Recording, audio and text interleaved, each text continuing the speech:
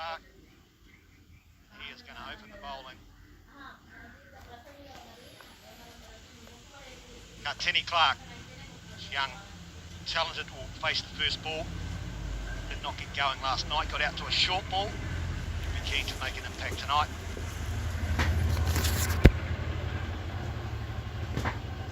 Got a standard field, a third man, and deep square leg behind the umpire for Jacob. No, underway, Dream 11 Super Smash. And some swings straight away for Jacob Duffy. Well, Rebecca, great that the clouds have broken up. We've got full 20 overs in. Absolutely, and I wouldn't have said that until I think I'm surprised we got one full game or one partial game in. It doesn't look like we might have too many problems for this one, but yeah, park looking in picture. Certainly is. Jacob Duffy does shake the ball away from the right hand. That is that good leg, good start. And I think the pitch has played well today, day 2. And a bit of rain on it earlier actually probably improved from a batting point of view. Becker, the ball just skids on more. It did look that it picked up pace a bit, Craig. It just hurried up, particularly after the break in the game earlier. Just did look to hurry on a bit.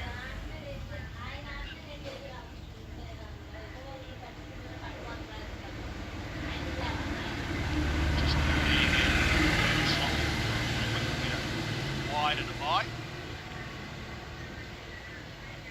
Mitch McClenaghan, a fine leg there. Fielded the ball. Drafted in. Looks good in blue, but nice to see that gold stripe across the front of him. It looks like he's grinding a Otago scarfy look there. You're saying he's scruffy, Rebecca?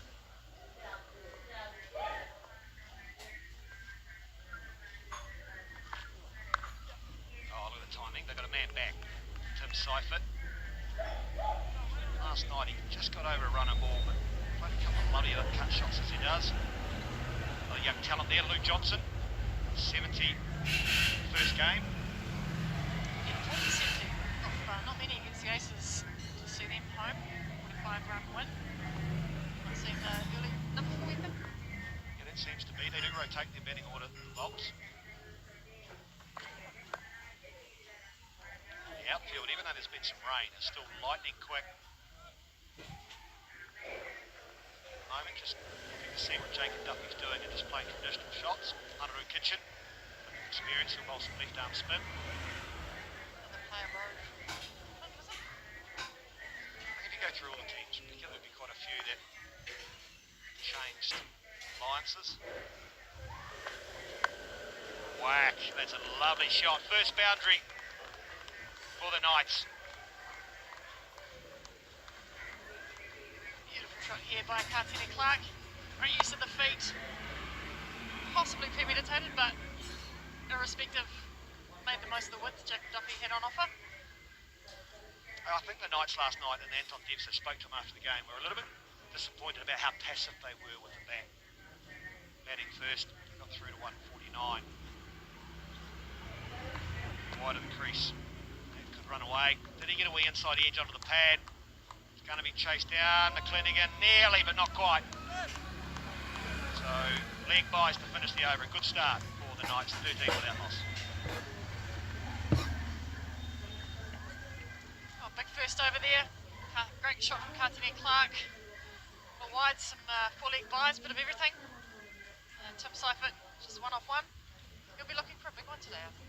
Yeah, and carrying on what I was talking about, Anton Debsa said, like, I think the talk was it's a good pitch, but their score didn't reflect that it was a good pitch, and they were passive. They didn't really get going, and that included Tim Seifert. The way you go about things now, T20,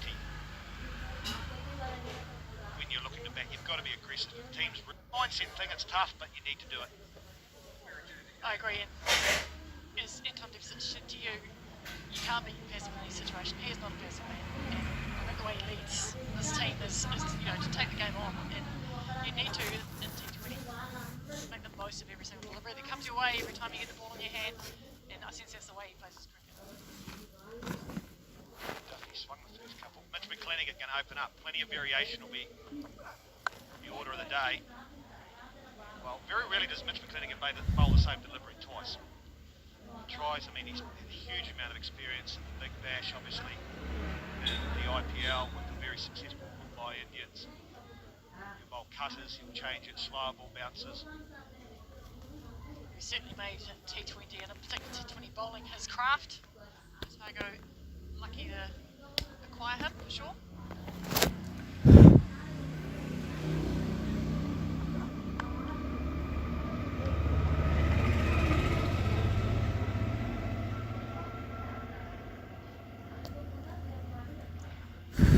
Sparks Sport, they're all watching.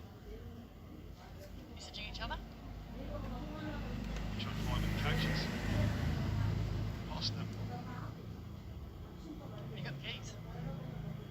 Oh, that's a good question. I'm going to drive through to Hamilton tonight, believe it or not. Accommodation. Morning, coach. Great game, good to get a game in. As it looked like, I thought when we turned up we weren't going to. That's a good lead from Mitch McClenaghan. There's a really good start from McClenaghan. Ultimately looking to emulate the Sparks performance. Have a look at this year. Very hard for Kartini Clark to get that away, but Craig Cumming to my right. Victorious coach of the Sparks. Another last over win to go with ND versus Blaze last night. Yeah, we've had a couple of great games, haven't we, in the Dream 11 Super Smash performance competition. Started a 16 over game, then reduced to 13, I think, from memory.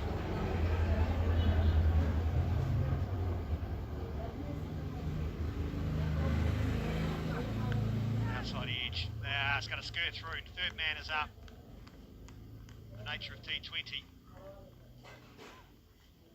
That's the thing at McClenaghan's pace. Those little squirty edges travel for four. Not in control of that, Kartini Clark. And I believe he looked like he was fending it out in front of himself a bit. But you do ride your luck in T20 cricket. Crowd very keen on the four, not bothered about how it happened.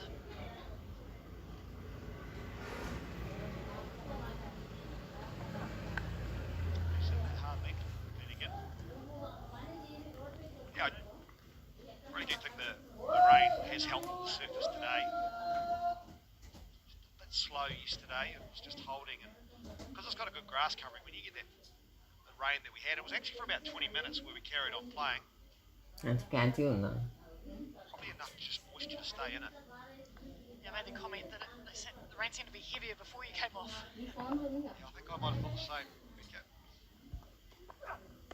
That's a dot to finish the over. So just 6 off it, 2 gone, 19 without loss.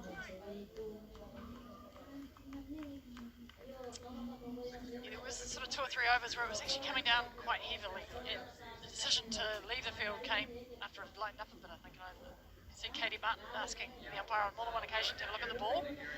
But yeah, good to get that 13 overs in the end. That's an interesting one that you can change the review of it. Opposite condition doesn't have to be soaking wet. There may have been a message run out by the 12th man at one stage, Rebecca. Matthew Bacon, he's got the ball in his hand now. Again, very successful in the first game, showed the nature of T20, picked up wickets, and then the second game went for plenty of runs. That's just the way it is. Again, another bowler, shoulder bowler, likes to hit the pitch hard.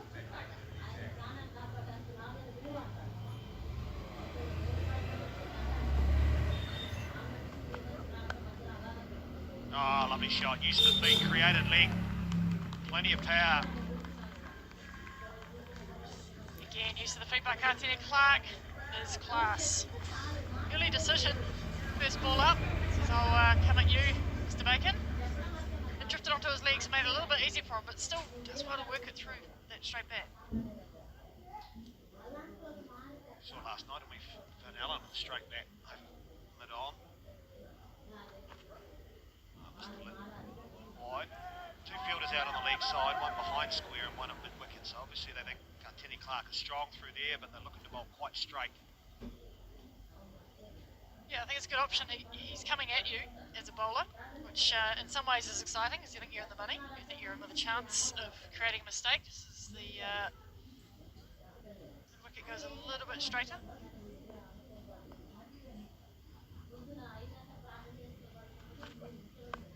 Slough ball. So there's the reel. First one that's sort of stuck in the surface. Sort of thought last night maybe both bowling attacks bowled slightly too short. Firebirds and the Knights. So the Wolves would have been watching that. That I think is the right leg. Yeah, I completely agree, Craig. Good comeback here by Bacon. Just rolls his fingers a little bit, makes it hard for Clark. You can see he's looking for it a little earlier than it arrives.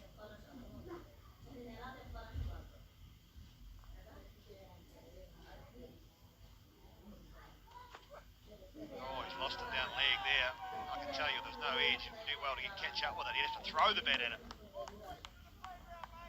There was a bit of interest in a strangle, but I agree with you. There was daylight between bat and ball by the looks. Bacon just struggling, perhaps after getting Clark coming at him and hitting a boundary through the onside. Just trying to straighten up a little bit.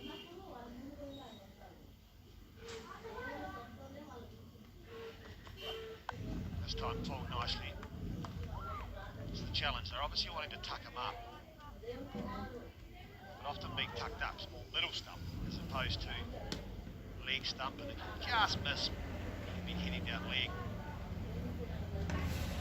Very little margin for error. Still 3 balls left in this over though. Matthew Bacon will need to make sure he is a bit more consistent for those 3.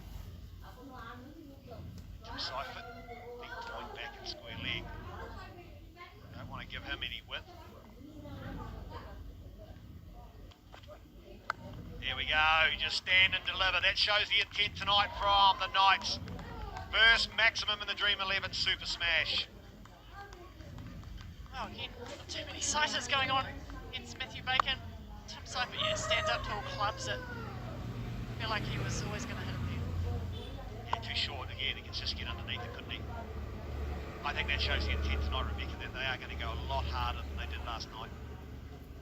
And also, there's no zip in that one, is there? Just sits straight up to be hit.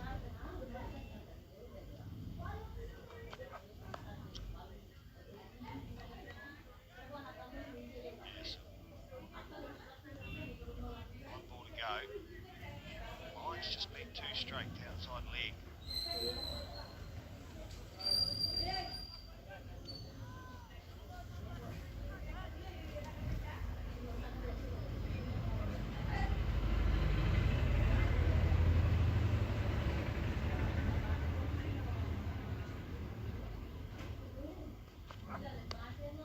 iPad. So Ian with a dot, but a good over. 3 gone, 33 without loss.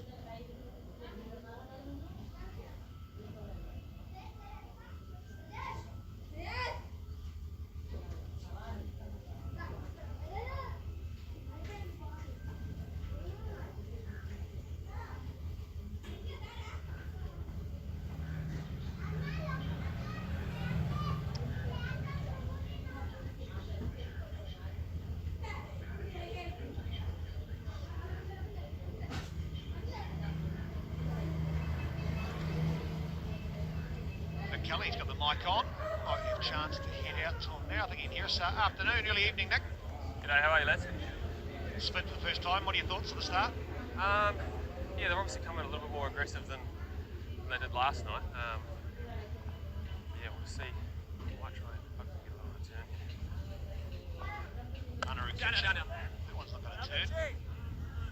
Yeah, you can even Anton Devson said last night, didn't he, Nick, that they were a bit passive with the bats, so you'd expect them to come harder tonight. Yeah, it was weird, like watching Cypher the last few weeks. He's been absolutely blazing and he didn't really take the risk until he got out. Oh, that's close. That's a lovely shot, nicely commentated. Well, you're right there, aren't you? I mean, he was passive last night and he's not that sort of player. Yeah, no, I don't mind guys, giving themselves a chance and stuff, but it was, yeah, I don't know, I just think the way that he's been playing, I thought, might as well, keep that form flowing, but, yeah, obviously he's probably had a chat to a few people and my mindset shift tonight, so get him running. Down. Edge. It looked like a thick one. It shows you how thick it was because it's still gone for 4. I'm pretty sure it's runs. Yes, it is. Hello, Rita.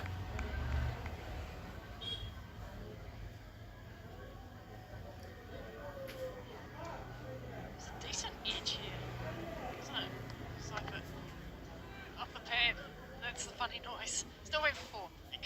leg, Nick, so we'll have a catch. Plenty of pace.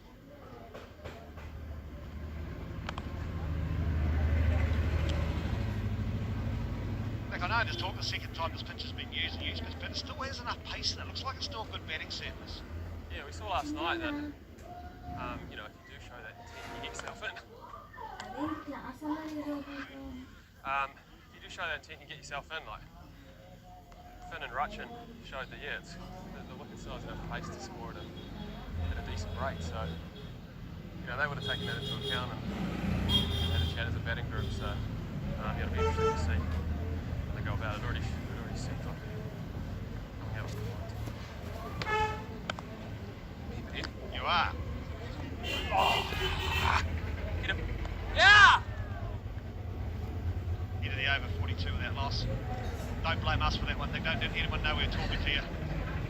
I mean, you're at the top order with the Bolts, and okay, there's still talk now around wickets, trying to keep wickets in hand, because the way I look at the way you guys are playing, it's a little bit less go all guns blazing, especially in that first 6 overs. Yeah, so Don't give away too many secrets. Yeah, no, I was about to just unravel our whole batting plan. Oh, you can if you really want to. No. So yeah, wickets in hand is definitely a massive factor for us. We haven't lost wickets, and sort of we're just going to keep putting the foot down. But you know, we've got different markers for different overs for how many wickets we want to be down. So yeah, that's dependent on, you know, the gear we're in, the sort of the tempo we're batting in. So yeah, if we're not losing wickets, guys, just give them the license to just keep going. Start up. What about yourself? I mean, you had an experience of over at the CPL. I mean, you're getting more experience. You're down in the Bolts. You're probably getting more mature in this game and understanding it. Yeah, the CPL was awesome. It was obviously tough from a recruiting perspective, but to get the opportunity to go out there and hang out with some of the best players in the world, it was obviously a great learning experience. Definitely a change of pace. Anyway, we just get the camera on you. The ball's just following you everywhere. Yeah, I sort of, I guess, 5-6 years in now, so you're sort of figuring a few different things out and what works in your game and what doesn't. But it's just a fun journey to be on, really. Awesome, Nick. Thanks for your time. We might catch up a bit later in the innings. No worries. 2 dogs to start the over for Jacob Duffy. Get a feeling Seifert might have a go. Oh, he's opened up the hip. What a cracking shot that is. Yeah, well, cool. Craig coming 2 dots, and you're not going to probably have too many more to Seifert to face there. Backs away to leg stump, gives himself room, open up the hips, and just steers it beautifully through the covers. That's the feature tonight from Tim Seifert. It's probably been the timing. It hasn't been reckless at all. Just let the ball come on, and that's another example. I think there's still some good pace on the surface.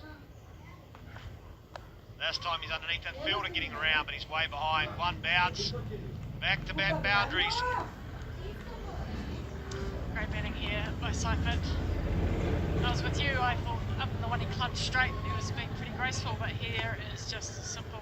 It was a pretty nice straight shot, but a lot of strength used. Muscle it over the outside. I think there's a little bit of premeditation. The fact that he's misfull. You do a lot of scouting, and you probably look at the lengths of the bowlers, and he knew it was going to be back of a length.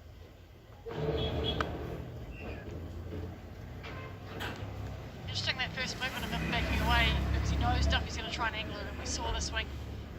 We saw the swing he got against the West Indies for sure, but also just wants to get one step ahead, give himself as much time as possible to be able to access the parts of the field he wants to. And part of that premeditation is actually watching and looking at the trends of the bowlers. Bouncer, just short. And maybe a run out chance. Plenty happening. 5 gone, 51 without loss.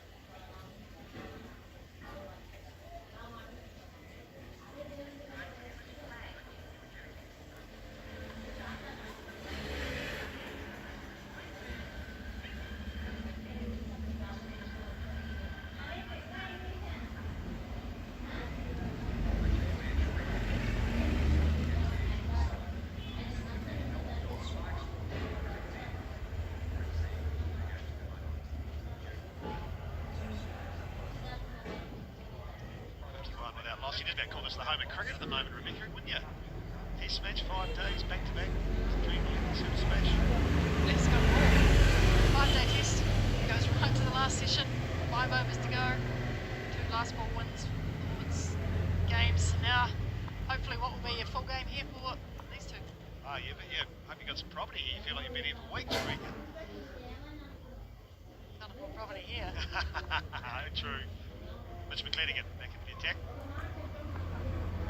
Slow. Looks like a knuckle. Seams up. Yeah, I really enjoy watching McClelligan's variations. I'm not sure he's a bowler you can. I mean, you do a lot of scouting, but really, I'm not sure he knows what he's doing until he's sort of halfway through his run up, and that's the beauty of this T20 skill he has cultivated. As I think last time, Jake Duff, trends with McClelligan talks about you've got to change your trends all the time. So being batters can't predict. Fingers down the back of the seam. Another slow one, hit down the ground. Timing not perfect, but good enough for Clark. Well, Cartini Clark's always looked threatening. We know he's a very skillful, exciting player, and here's why stands and delivers. Really one of the better T20 bowlers going around in the last few years. This guy's not bothered. Popping back over your head. Beautiful off the drive. Yeah, this is the big over 6-1, the last one, the power play. Because they've none down based on what someone like Kelly just told us, you go hard. In the gap, no, nicely fielded Michael Rapod. Good to see him in action with his left arm wrist spin. I think he'll be effective later on in this game. Yeah, clever batting by Cartini Clark. It must be nice having Cypher to the other end too. I can't get a couple away even though it's 4, so I'll just whip it off the pads and let Tim have a go at the other end. Good luxury to have.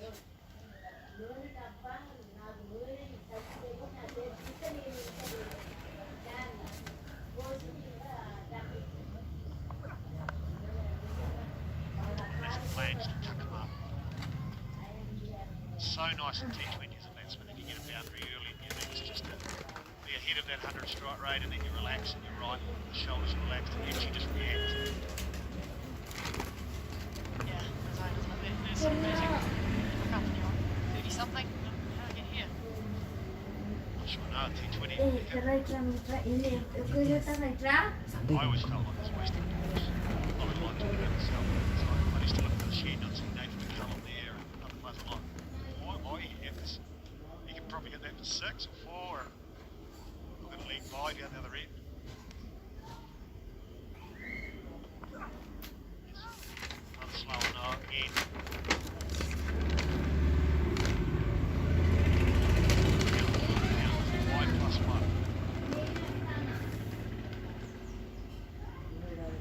Yeah, Renwick. Just a couple too many through, a little bit untidy. It's difficult when the ball's bouncing and not carrying and that sort of thing. I think in these tight games you'll want to have slightly higher standards than that, which I'm sure he's hunting.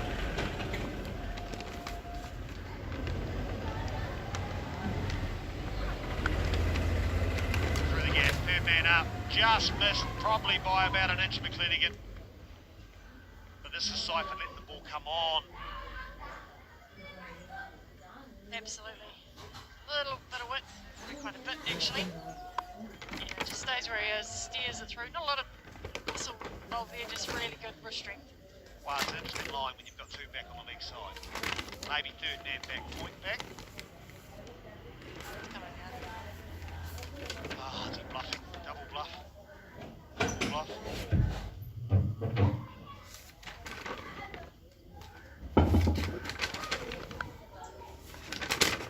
This field. So, win with a single. Excellent start. 6 overs gone, 65 without loss.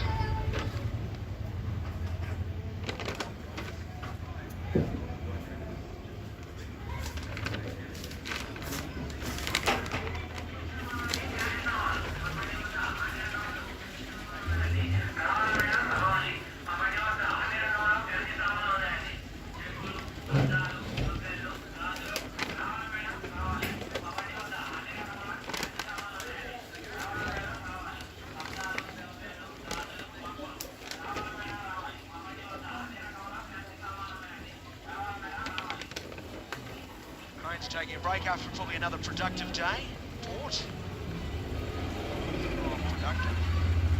Power play over, 65 on the board, just 6 overs gone. No wickets down. On. Wrist spinner. Always good fun to watch.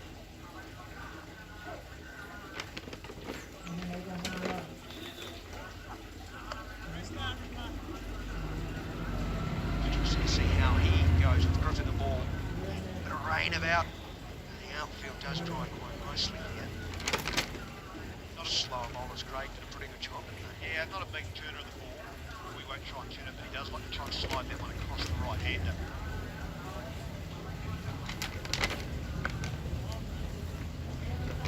Again through mid-on. Last night, Peter Younghusband, wrist spinner for five, did an excellent job, and he kept the stumps in play all the time. Oh, very straight. It's quick through the year too.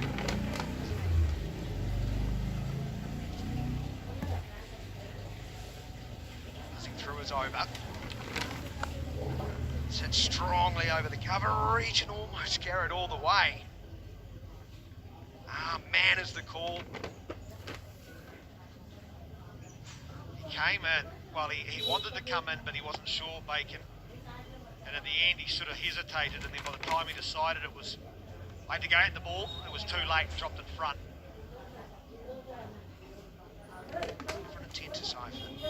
Last here is a strong sweep to a gap that got one. Lazy two.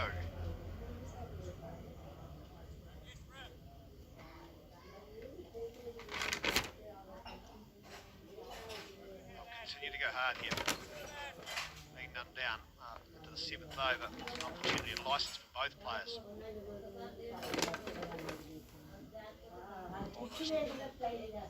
Readjusting things. He's going to go around the wicket.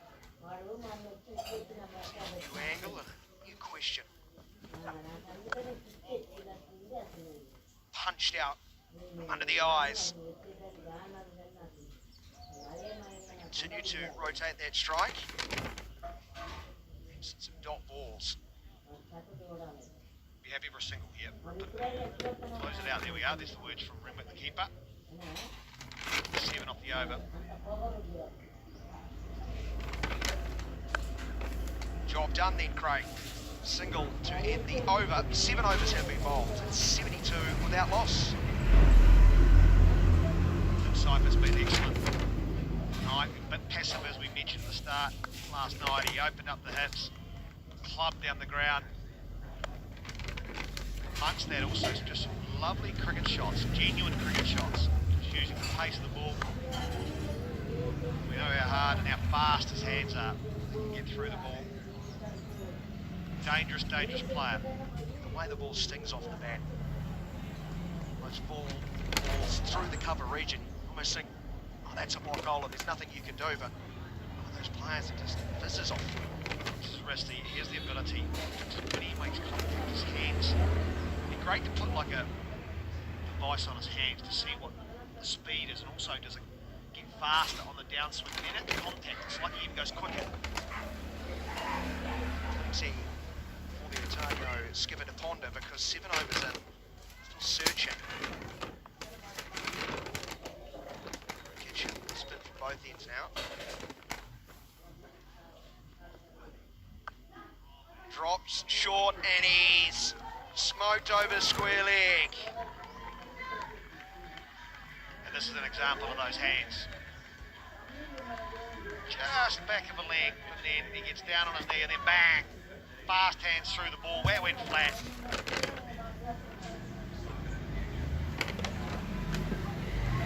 Pay attention.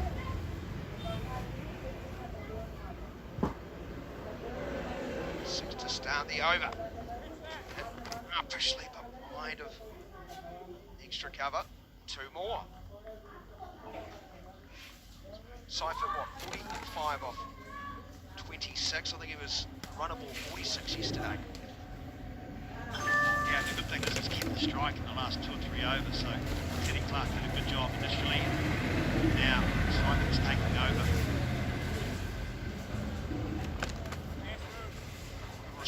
course. From wide into those heads of Seifert.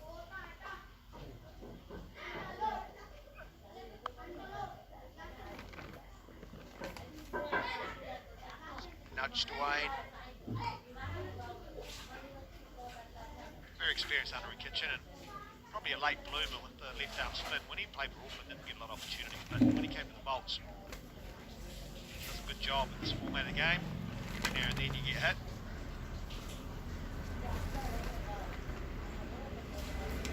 Gum though. Quick through the air and very full of length. Only bring a single for Clark. That's all he needs to do though. The player just forging his career. Big grabs on him. Get off the over. Last ball. Good variation of pace. Kitchen over comes to an end. 8 overs bowled. It's 83 without loss.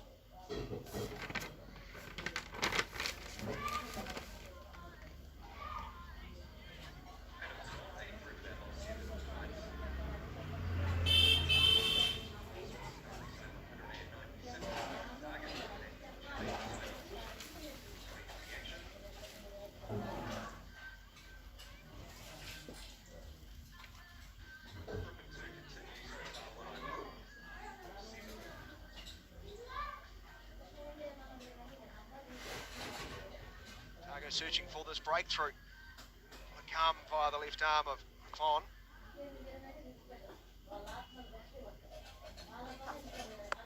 Well bowled.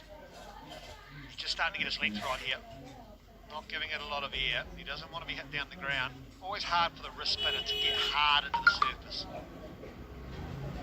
He's got a very good Roman. Slide that one across. This slides under the bat just past the off stump, whispering in its ear. Well, this was the success of Young Husband last night from the Firebirds. He bowled very full, very hard to get underneath it. Don't blame it, Seifert.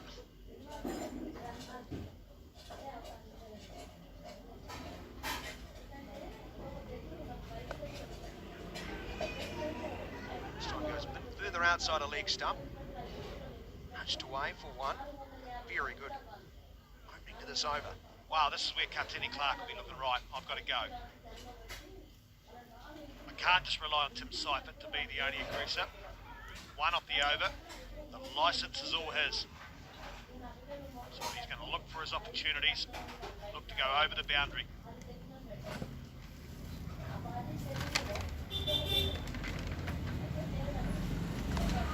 This one zips off the surface, goes between the legs. I did go between the legs.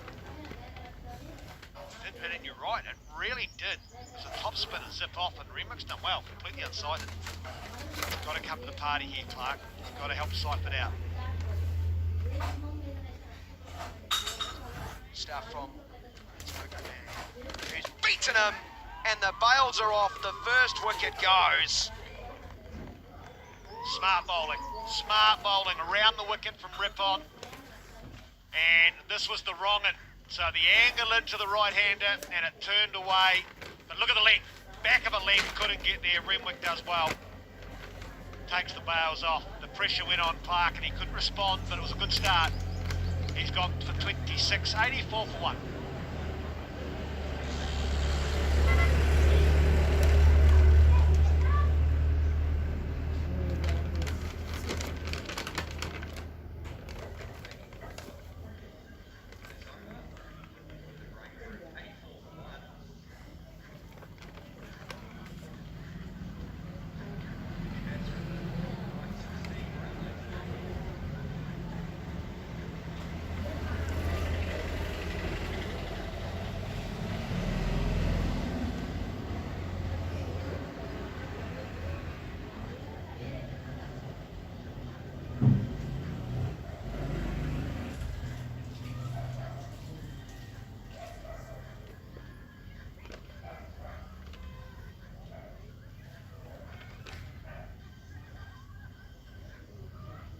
Long bet. is out there for the Knights. Familiar toes, sight of Dean Brownlee. He's done it for many, many a year. He comes out with his night side in a good position. Although over the last couple of overs, the target is dragging it back. Thanks large to the left arm wrist spin. Rafon. Nice catching the outside edge as he tries to turn it through the onside. Beautiful over the end of the ninth. It's 85 for 1. Yeah, I wondered that could it be in line for the Dream 11 game changer moment. Just the 2 runs and the big wicket. Beautiful bowler, great use of angles. Over the wicket to the left arm and then around the wicket, but he can bowl the wrong end, angle and turned away. Really, really smart. I know he's a very deep thinker of the game and spends a lot of time in research. It's getting dark, but the good news is it's where the weather's not coming from. It's just about split us today, mostly. In case the ground, these ominous clouds throughout. Tauranga, it's quite gnarly. Wanganui looks right. Well, we were told today if you can't see the mount, we're in trouble. Now I said, well, no, it is good. It's a good tip because the mount's only about 600 metres away, so I reckon we wouldn't be, but that's where the weather's been coming from. Look at that, perfect. Those ones running up the top, you won't see a lot. Well, not now. Well, you don't be running up the top of that anyway. A slow amble.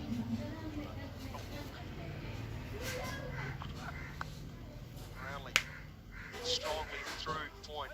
Got 1. Wait on is the call. Fielding. Yeah, I was thinking actually if they lost a wicket whether Anton Devcic may have promoted himself just because they are into the 9th over and he's a very aggressive player. He got 100 in the first game. He was looking good last night. I think he got out for a little bit of frustration that they weren't going hard enough in the situation they're in.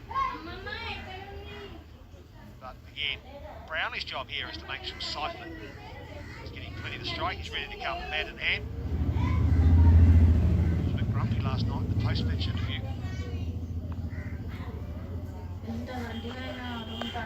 Slower delivery.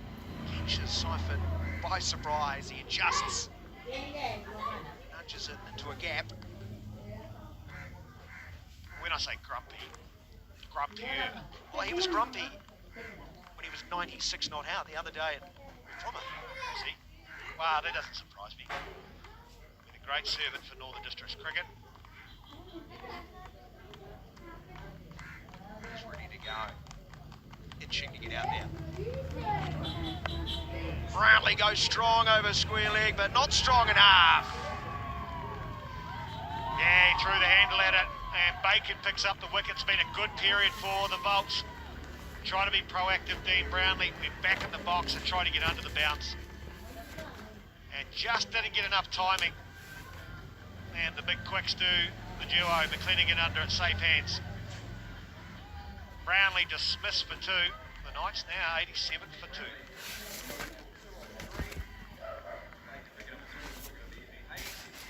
Just a great illustration, Craig, how quickly this game sort of shifts. 80 odd without loss, humming along. But then a couple of tight overs. Applies a little bit of pressure. 1 turns into 2, as they so often say. And still no Anton Devcic.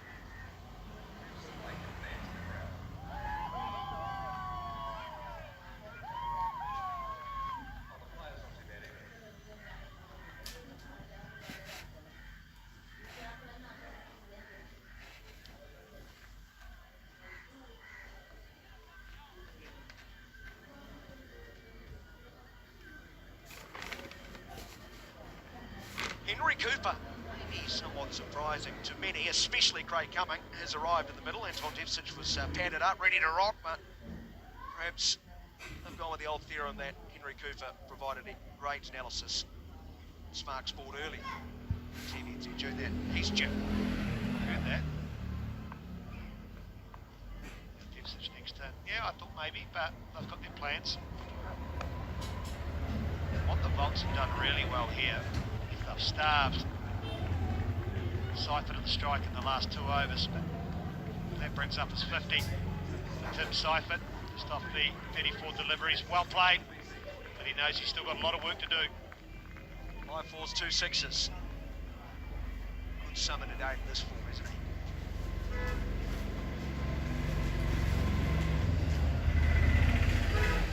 And there's many of them around now, Daniel. We're no batting. I'm sure as a captain, as a fielder, and especially as a bowler, you're actually fair bowling to them. Good over here from Bacon. He's conceded just 3 runs. He's picked up a wicket. It's 88 for 2 after 10.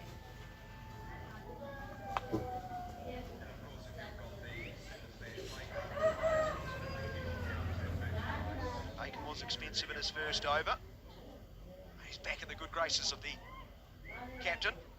Yeah, carrying on from your Tim Seifert will be one that you fear. You know, not saying there aren't more around, because there are plenty of them, but he certainly is at the top of that list.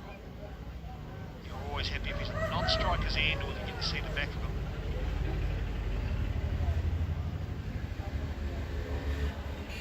Good period for Otago.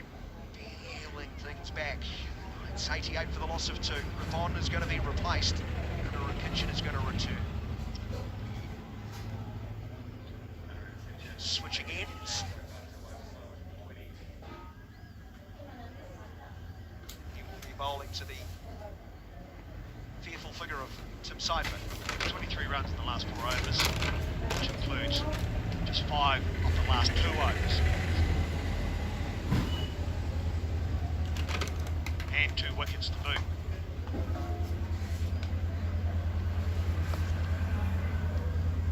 Very quick through the air.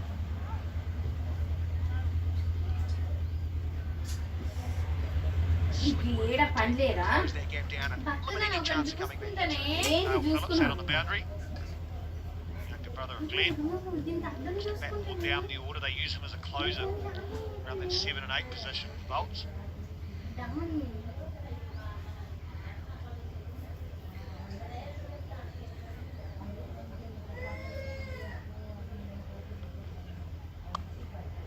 Backing away, scything it through the covers. Cooper to get off the mark.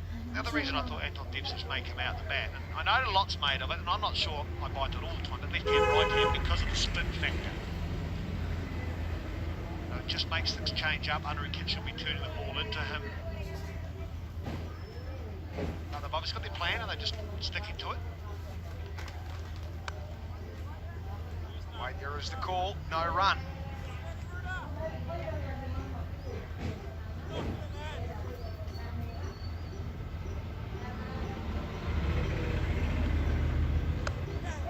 Powerfully. Where the field is set deep. So that's 8 dot balls in the last 16 deliveries, 50%. Perfect time for the Bolts in that 10, 8, 9, 10 period, as well as those 2 wickets. Dragged down by Kitchen. It's nearly attacked him now. He's happy to give away a 1, so bowl shorter and wider, use your sweeper, as opposed to maybe flighting it up, trying to get hit. So at the moment, Kitchen's trying to go quite forward, quite straight to Seifert.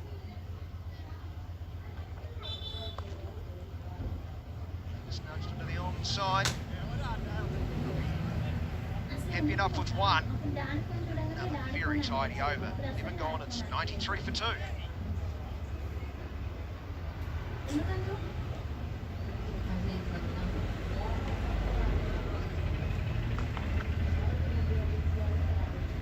I'll be really happy. The Bolts with the last 3 overs especially. Got the darkness in the background. That's not coming our way, which is the great news. It's gone past us, around us, through us a wee bit at times, but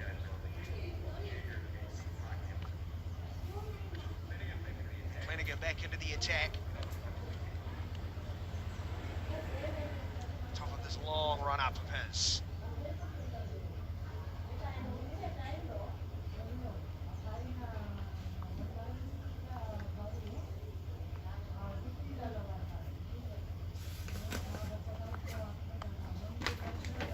outside edge.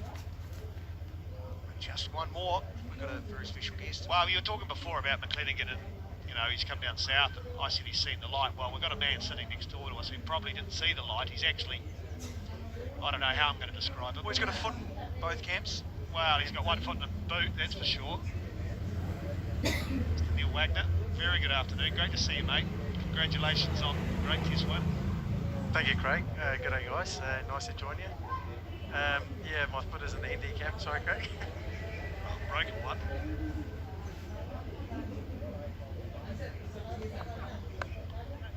Ball through, but work out. No Timing. You're lucky the broken one's closer to you, so I don't jump on it. Fair enough. It's nice to see you, Craig. Happy New Year, everyone. Hope everyone had a lovely day. It's definitely not the ideal way to start the year, but it is what it is, I guess. But made obviously sweet great result. Should know better from a batting point of view. Today you get first test 15. I mean, I know that like, get outside leg. Get out of the line of the ball. I've got a funny story I'll tell you after this.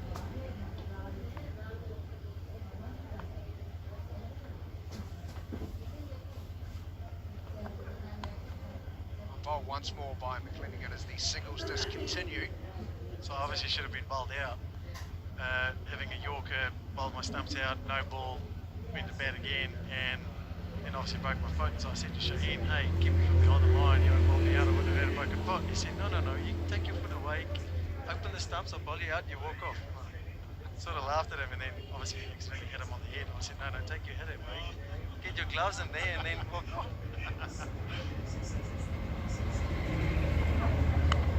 So it hit high, long, lining up and taking it. Brilliant catch. Oh, so nonchalant in the end. Is that Bacon? Brilliant work. Yeah, outstanding. Just so easy. Just so easy these days for the modern cricketer. I'm pretty sure he's pretty happy.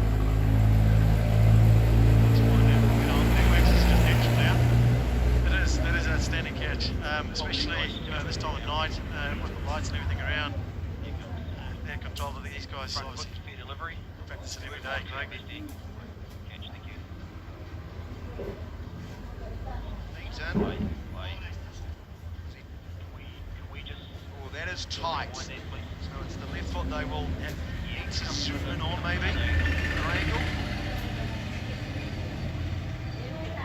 Oh, you're not going to tell from that because it's just Got anything else for you? whether, The original first one, whether his foot touched it. This one here. down, down. It's very unlucky there. I reckon he's okay because his foot twists. His foot twists, and if it hadn't twisted and been on the horn, it would have twisted that as well. Well, you've got 2 feet firmly in one camp. He's got 1 foot down on the ground. See the sign move at all? The big screen, so who does? I think it's an outstanding catch, but I think it's very unlucky. Confirmation. Sure is. Yeah, excellent work. Excellent out cricket. They make it look easy. Cooper got for 3. 96 for 3. So Neil, just tell us about the foot. I mean, you know, we see you, we heard about it, we read about it, we saw you on Smart Sport with the injections, but how was it? What was it licking like? Yeah, it wasn't fun, Craig. It was definitely something pretty tough, but you just got to deal with it. You got to find a way. You got to dig deep, and obviously with the help from Dr. Deep, who was outstanding. She's did some experience and worked with the All Blacks for years. I can't thank her enough for the work she's put in and being around, especially all day. Normally the doctor goes away after the hour or two, and she hung around all 5 days right to the end. So with her and Tommy Simpson, physio, it was amazing the way they handled everything. But yeah, the pain was there. But obviously made sweeter by some victory and yeah, just to be able to have contributed and played a part, which is very special.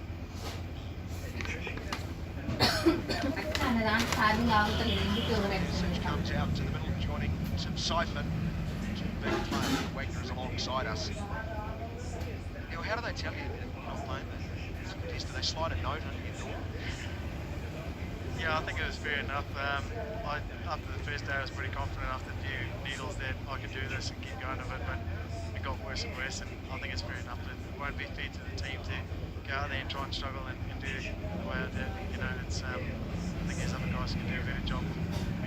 We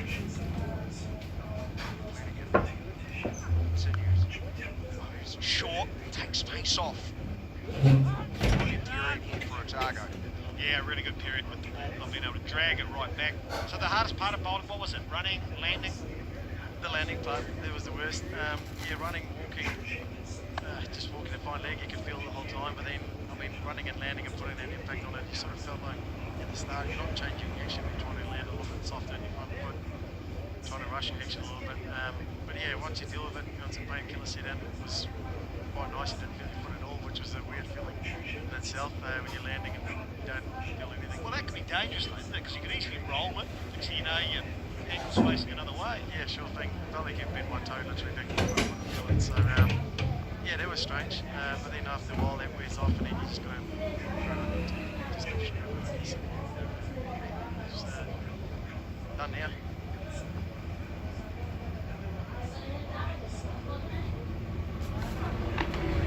Animus. First ball, 14. So it's 12 overs gone, it's 97 to 3.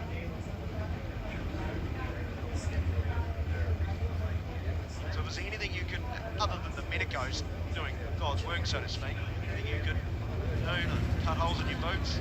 Yeah, I was Mixed success with that over the years, I He's hear. got about 38 pairs of boots. Yeah, there we go. A lot of Well, holes. I'm actually quite lucky. I had a half size bigger shoe that was lying at home that I There's a never really surprise. used because it was too big, and I brought that down the day because my foot couldn't put in my own shoe anymore. So that was really handy to have that half size bigger, and did help because I couldn't. Yeah. So and then obviously there was one size 9 on the left foot and 9.5 on the right foot to help me out. But yeah, just ice and couldn't really sleep at night. Ball back into the attack. Brilliant. That over of his, though, they picked up the wicket for 2 runs. Will be in line to be a Dream 11 game changer. Bowled that top piece, went through the legs, went around the wicket, bowled the googly. Variations.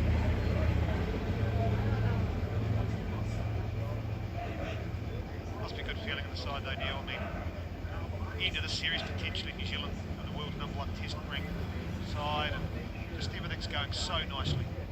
Yeah, it has been. I think we've been playing really well in our own conditions, but we've also showed overseas that we've competed, apart from obviously in Australia where it was a pretty tough tour, but yeah, I feel as a team we keep growing and keep learning and just keep growing as a team. And yeah, I guess just being able to be putting obviously those performances and everybody contributing throughout the whole group and various stages has been really good for us. So yeah, there's a lot of hard work still to do. There's another test match obviously starting tomorrow, and quite exciting obviously to see how that unfolds, but hopefully we can get ourselves into the test championship well. I reckon you're going to hate watching it. You'll be terrible, Neil. I'm the worst cricket watcher going around, isn't it? That's great. Yeah, I know that. I mean, you missed a test last year, but you had the birthday of your first child, so it was a little bit different. It was different because I was changing nappies and doing other things, but I was still itching to get out there, that's for sure. And yeah, my wife knows every second of that was pretty hard. But yeah, no, I'm going to hate sitting and watching on the couch, but also going to be excited to see what the boys do. And I know they'll be 100% up for it and looking forward to that challenge. And yeah, they'll do it.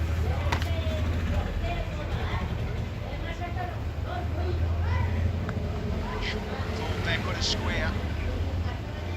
Like out there. It's a real art changing nappies whilst watching the screen. It's a real skill. Yeah, it is, especially when it's at the early young stages at the start when you don't really know what you're doing.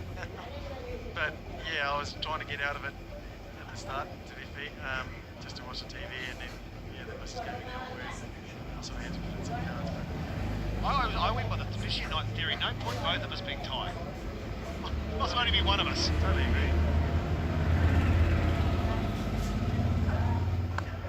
Well, I did the vacuuming, the cooking, the cleaning, and went to the grocery store and get all the stuff, so you're sort of helping out on anything. As I said, there's no point both of us being tired, and that would make me tired, so... Being there doesn't mean you just stand there. It needs to add that. Wow, the picks. Really good period here. Again, this has been a lot longer for the Bolts than they probably would have hoped. From sight, it's just been, it's like it's been an anchor thrown on. See, when you're running into the wind and you take none for 20 off 10, you're still contributing, aren't you? Nicely said, Neil. Nicely said.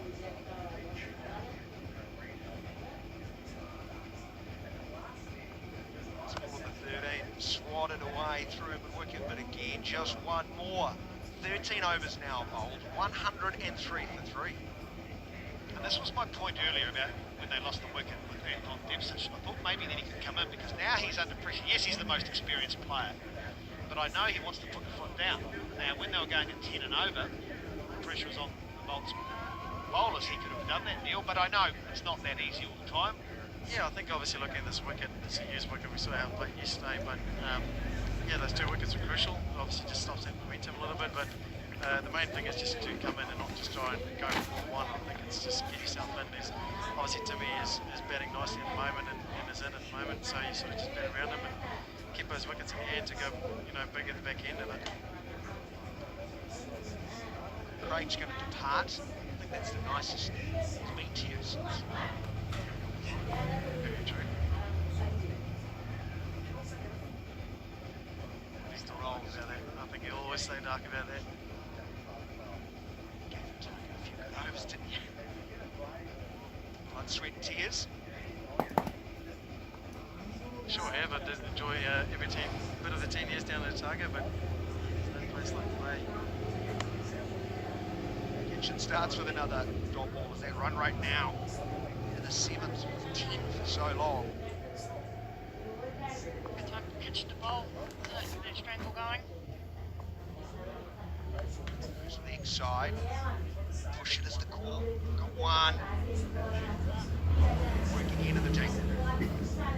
Frank McCullum was telling me how over many years of domestic cricket, played for more than one province, and it's just fine, so I understand. Very true.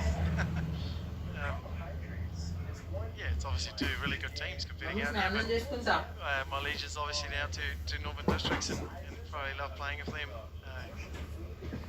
It is strange at the start when you play against Otago. Bowls. Very quick.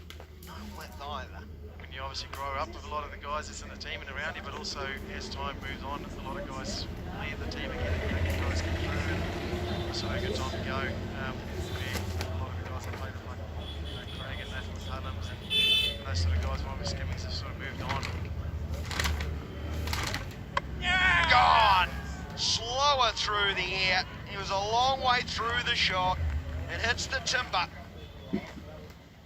Sort of just felt something was going to happen there as I got quiet. You just sort of feel the pressure sort of building at the moment. Otago doing a really good job with those wickets they got. And that's one thing about T20 cricket. If you keep taking wickets, sort of stem that flow and changing the game around quickly here now.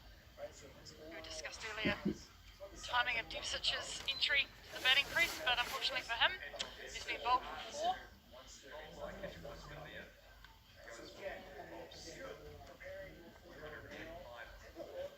Yeah, I think with that ball just getting a little bit softer at the moment and also wearing off and a couple of overs in now, seems to obviously get back to that slower nature pitch, I guess, and the spinners taking the pace off and saw earlier as well, faster bowlers starting to bowl those slower balls as well. It's not easy wicket to come in and start on and get the pace from ball 1 and it shows it's not easy just to come in and start. So crucial period here, and this is one of the key players for Northern District now, Ben Hampton, who is a guy relying obviously that power hitting and hitting the boundaries.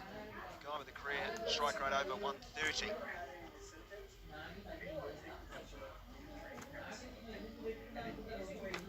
Posing figure of Hampton. Brett Hampton joining Tim Seifert, middle. Through the middle stages of this first innings. Otago have taken the honours after Northern won the early rounds quite easily. Serious talent, this bloke, Brett Hampton. Everything he does, golf, cricket, everything he touches, it's just amazing. You just stand in awe when you watch him. He just hits a clean ball on the golf course and training, batting, bowling, makes everything look easy. The mark. Just a single. Nicely played out into the covers. He contributes with bat and ball, doesn't he? He's a local Tauranga boy, so slips in nicely to this Northern District setup.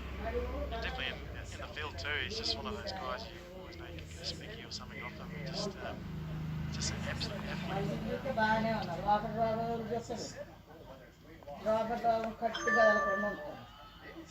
got one, they want a second. They close the gap, Phillips. And that is the end of the over. 14 overs gone. It is 107 for 4. Look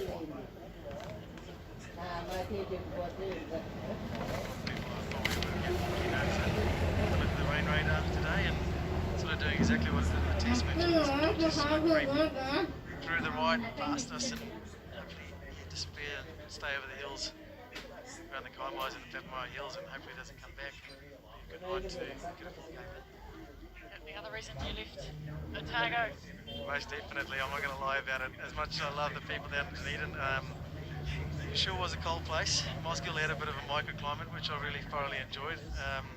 Bought me extra 3 years down there, but yeah, my wife and I, ever since we came to this place, just absolutely loved it.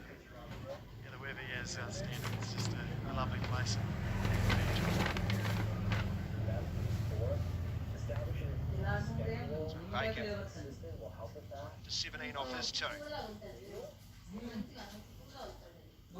He's taken a brilliant catch. Now he's back into the attack. Speed first up. Boundaries really just have dried up. Sure have. I think they bowl extremely well at the moment. They sort of obviously summed up those conditions and trying to take the pace off. The spinners have done a really good job. And like you said, in T20 cricket, when you can take wickets and put pressure on the batting team, keep taking wickets, it's hard to start again and build partnerships. It's getting to that point where you want to try and put the accelerator down. And if you keep losing wickets, it's hard to batter that 10 runs and over.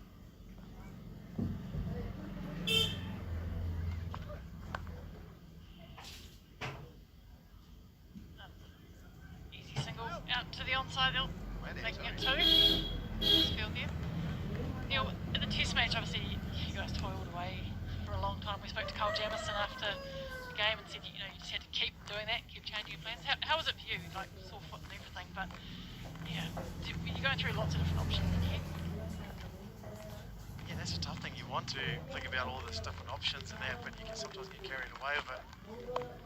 Yeah, you can tend to, I guess lose yourself a little bit of that, as we just saw there again, change of pace from Matt Bacon to Otago, saving up conditions well. But yeah, it's just like that, summing up those conditions is the wickets sort of started getting slower during the test match. It got harder to get certain amount of dismissals, and sometimes you've got to just stick to your plans for one period of time, play that one game and just keep faith. You know a wicket and breakthrough is going to come and then you can get 2 or 3 on top of it. So as tough as it was, we knew if we hung in there, eventually we're going to go. Wide. 45 balls since a boundary. It's an age. It is T20 cricket. And that's sometimes the hardest thing about T20 cricket. You can sometimes miss, you get caught up in just trying to get those boundaries and underestimate the value of 1s and 2s, which put a lot of pressure on a bowler again in that team. Kids are loving it. Play and miss. The thing I enjoyed, watching from far, runs, wickets, the element of time. I think that sort of gets overlooked. Test match cricket.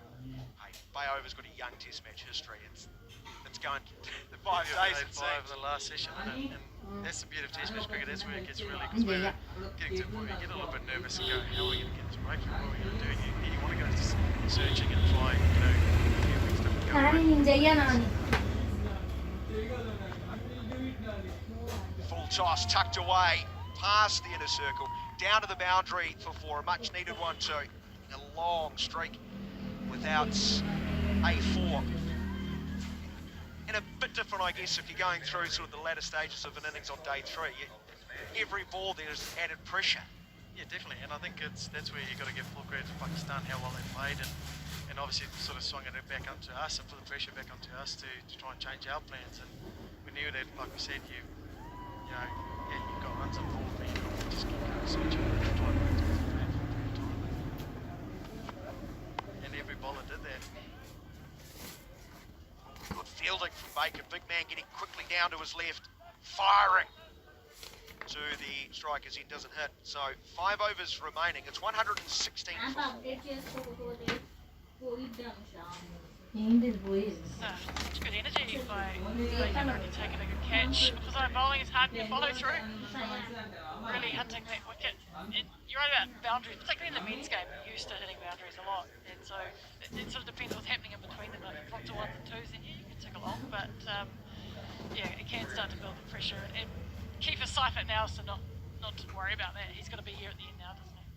Yeah, definitely. I think it's that just like I said, underestimating the value of ones and twos, and I guess getting a ball in an area, getting it in a pocket, beating the fielder, and running hard. And once you, as a bowler, go for a couple of twos early and you're over, you can't go for a boundary, and that's when pressure swings around. So you sort of underestimate that value trying to just search for a boundary at the start. So hopefully these boys can just sort of nudge it around, get a couple of singles, ones and twos, and put pressure on the bowler, and that boundary ball will come. Riffon's going to return to complete his allotment of 4 overs. Splendid figures. He swung it back towards Targo. Oh, caught behind, good catch, healthy edge. Width was there to play that stroke, but Hampton got a lot of wood on that one. Yeah, it looked wide, didn't it? Tempting for Hampton to have a crack at, and unfortunately, just a little slower than he expected as well. But pushed across by Rippon. Yeah, just reach for it, didn't he? Got a little tackle.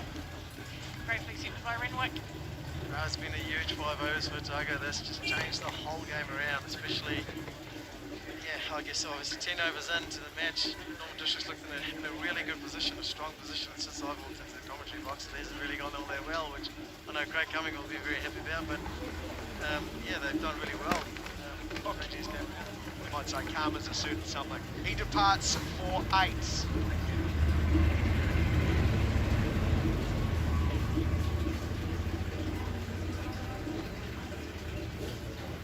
16 for 5. I'll talk about boundaries.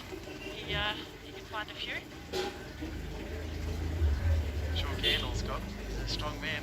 Loves his power hitting game, but he's grown a lot as a player throughout the years now. I think he's got a lot more experience too, and he's quite confident in his game at the moment. I think it's also helped him being around that New Zealand setup too at the moment, just the learnings, experiences that we've had from playing at the international stage.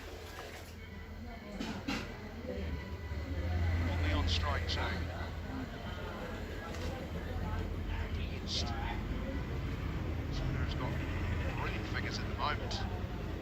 15.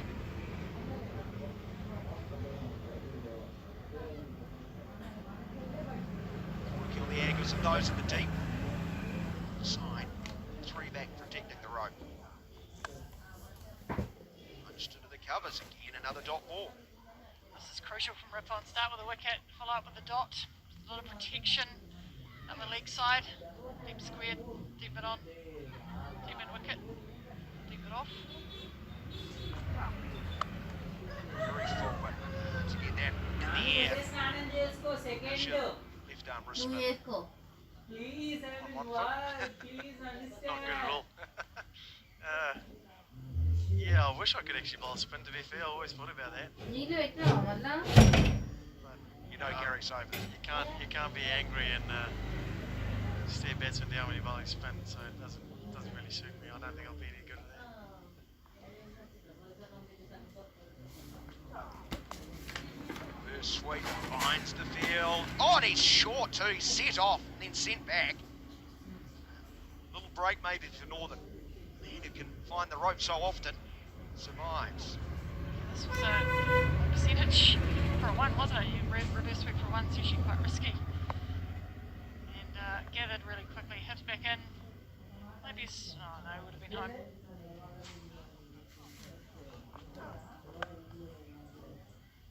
Two is the call early.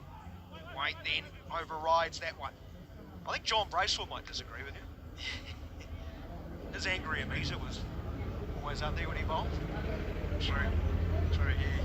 He did love it. I know for the fact that he also tells all the stories and yarns. He has a lovely yarn. So yeah, definitely down for that. Greg Matthews from Australia. Full of exuberance. Tom's going to go round the wicket.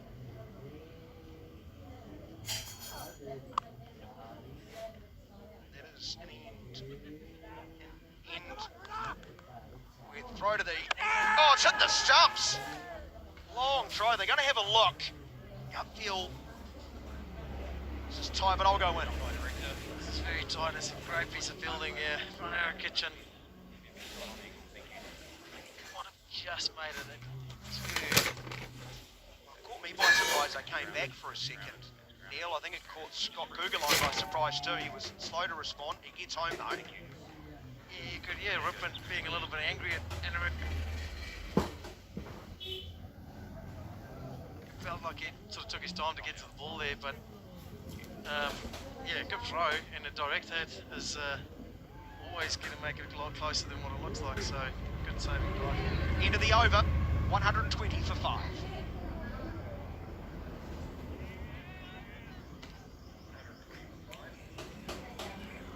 So Neil, prognosis, Dr. Deb, what did she say about when you can go for a run again? Yeah, 5 to 6 weeks in this moonboot. It's not going to be nice for walking around the beach. Won't be able to do much of that, and I don't know how my golf game is going to go, so I'm going to be sitting on the couch, I guess, for the next few weeks. Talks about a moon shoe that I can use to obviously be in the gym and do some fitness, street work with, or be on a bike and do some, yeah, I guess some fitness, well, obviously recovery work in, but yeah, hopefully I can get enough done. 4 overs remaining, 120 for 5. The Otago captain. Doesn't sound like much fun, gotta be honest. No, it's not. It's not the best time of the year for something like this to happen.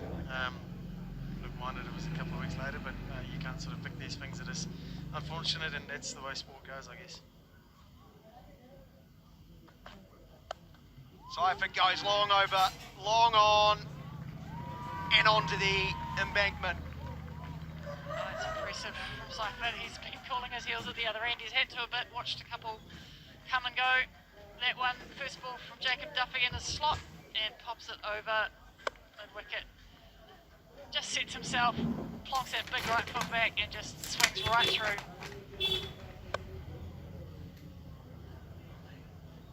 to finish the innings like they started.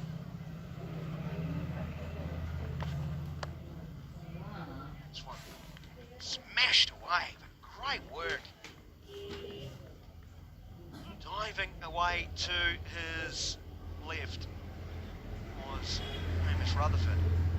Dan Mo's floating around this comp, as we said, and that's right up there. Great piece of fielding, great piece of bowling too from Jacob Duffy. He's obviously doing the hard work here, running into the breeze, and with the wind sort of just coming over his left shoulder, it's the tougher option to go through that, but very well played from Seifert, and not really obviously getting value because of a great piece of fielding. Just didn't recognise it.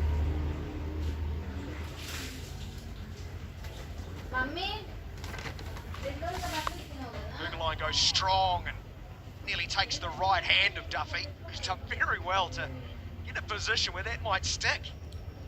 Yeah, that will hurt too.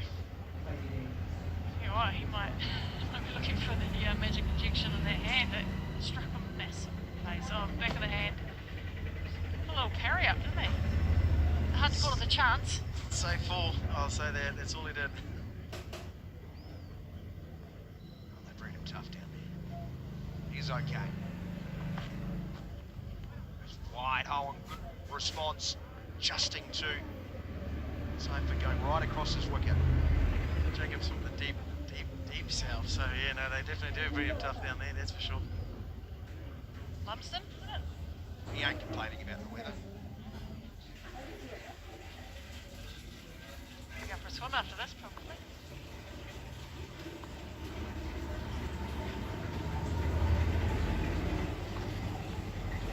Yeah, great work. Full, wide. Seifert this time just a fraction out the inside leg stump. Couldn't get anything on it. Great execution from those sort of Yorkers, obviously going wide hole, trying to take Seifert on a long on boundary where the wind's blowing towards, and great execution into the wind from Jacob Duffy.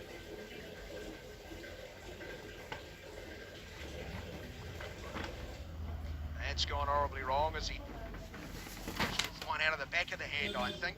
So you'll have to do it all again. I'd like to know, Neil, do you want to test balance and go up mountain? Now go up that mountain, You're way too sensitive for that. No, that would be hard work.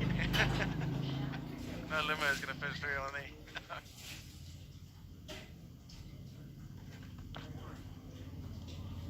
A wide called, just snuck outside the line.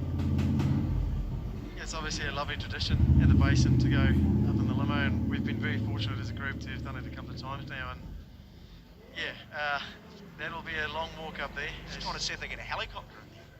It's a tough walk up that way, but yeah, it's obviously a tough place to take 20 wickets in basin, but It's this one, right? It's a misfield, but we weren't eager to risk it. So 17 overs have been bowled. It's 131 for 5. we do have a running session up the mount. Myself and Trent Bolt normally do with Chris Donaldson, our trainer, gave us, and I think Trent Bolt does it about 9 minutes something, and I've done it at about 10, 20 I think it was, so she's a bit of a tough run. It's for the guys that's listening and know the mount, it's not from the bottom, but it's from the first gate. As soon as you come up, walking through the gate, so a lot of people know, and a lot of people might think, gee, running straight from the bottom, that's impossible, but from the gate up to the top, I think it's about 9 minutes 40, Trent Bolt does it in, and she's a pretty tough run up there. You have to go early in the morning. Be crowded otherwise.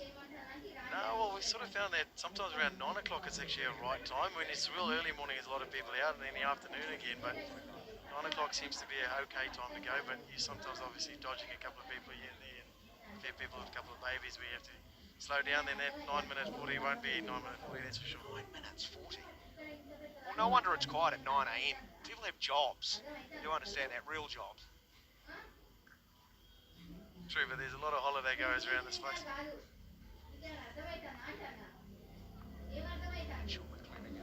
His last over. Bang on. Brilliant bowling. Yeah, that's extremely well executed. And this field is something that a lot of bowlers around the world has adjusted to now, with that third man just sort of almost like a fly slip becomes a wicket taking option and trying to take the ball away from the bat. The offside fielder, the third man almost sounds like a deep.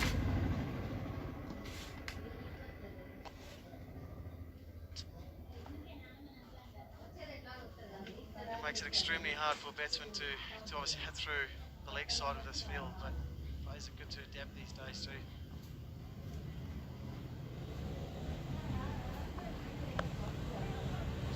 Yorker there. Allowing Cypher to get under the ball. Come back for 2. Running there, line and Cypher. Really like that field you were just talking about, Neil, because even you get it right, or if you get it right, that catcher, that's what I think they've managed to squirt one out, but to find themselves back in the pavilion. Yeah, definitely, and he's asking him to lap here. That's his one option. He's thinking, okay, maybe lap, but you can use your change of pace. He's gone for hole again. It's a really good shot, but you got that protection out there now. I think the Yorkers at a very high percentage in the last 10 overs. Yeah, definitely. Their deep bowling's been outstanding here at the moment, and obviously the spinners and guys that take the face off, they have played a huge role and got wickets. But this sort of field with that bowling, if you can execute that, it makes it really hard to try and hit over cow, over long on, and you've got that protection out. So your option is to either lap or wait for him to miss. And players today are good enough to do it, but if you can execute those Yorkers 6 out of 6, it's pretty tough to do. Once more, right where you want it. And he's experienced campaigner, Mitch McClenaghan. He's been around for ages now and knows sort of those fields, and he'll be around obviously in the IPL with Mumbai, who's had a real successful IPL, and they'll talk about these fields as similar fields to Trent Bolt's for the last little while in T20 cricket as well, so he showed out well he can execute that too. He runs off the first 4 balls. His final over. Make that 3 off 5 balls. His final over. Excellent work. McClenaghan's earning a sign-on fee for Otago. Bolt's here. This is an excellent display of bowling the later stages of an innings. Tim Cypher, who's been there, don't forget, he's a very good batsman. He's got his eye in. He's got no answer at the moment. It's extremely good bowling. Like I said, your only option here is to lap, and he knows Scott Kugelon is not really somebody who's going to lap. It's great execution. straight. Come back for 2. Good running. Rear. Missed length allows 2 runs to be taken. 18 overs have been bowled. It's 136 for 5. Well, 2 overs to go, 136 for 5. Last night, 149, I think, in the men's game. And we thought that wasn't quite enough, and it wasn't in the end. Well, this doesn't look quite enough from where the Knights were. 8 overs in, 80 on the board the last 10 overs. Well, 56 runs. And that's as much to do with the quality of the bowling. So 2 overs for Tim Seifert. He's got Kugelheim to push this total over 150. This is an important over. These batsmen, they fancy themselves against Matthew Bacon. Slow ball goes length, strong hands through the ball, but straight to deep cover. McClenaghan has another catch, and this time Seifert is the man. Great piece of bowling again, just taking that pace off and using the facilities, I guess, obviously using a used wicket to his best advantage, and it showed how hard it is to hit the ball at the moment and get timing off it. And Seifert is a guy who's in, he's seeing the ball well and struggling to hit it over the boundary rope. So great piece of bowling from Matt Bacon.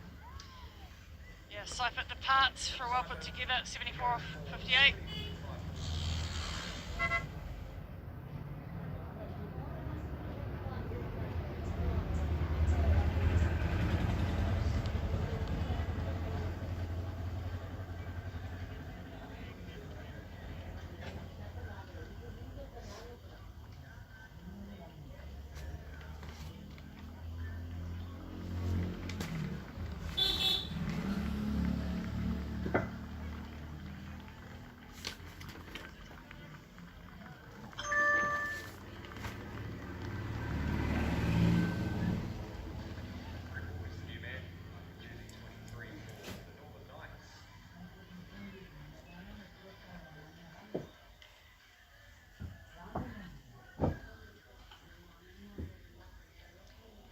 Fred Walker has made his way out to the middle.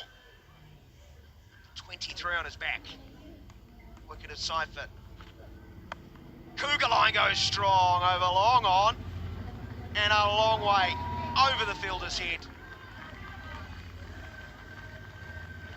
Strong power from Scott Kugelheim. Again, like we said earlier, the tough job is to bowl deaf into the wind and pick that slower ball. Just got enough to get underneath it, get the elevation and hit with the wind. It's a great shot from Scott Kugelheim.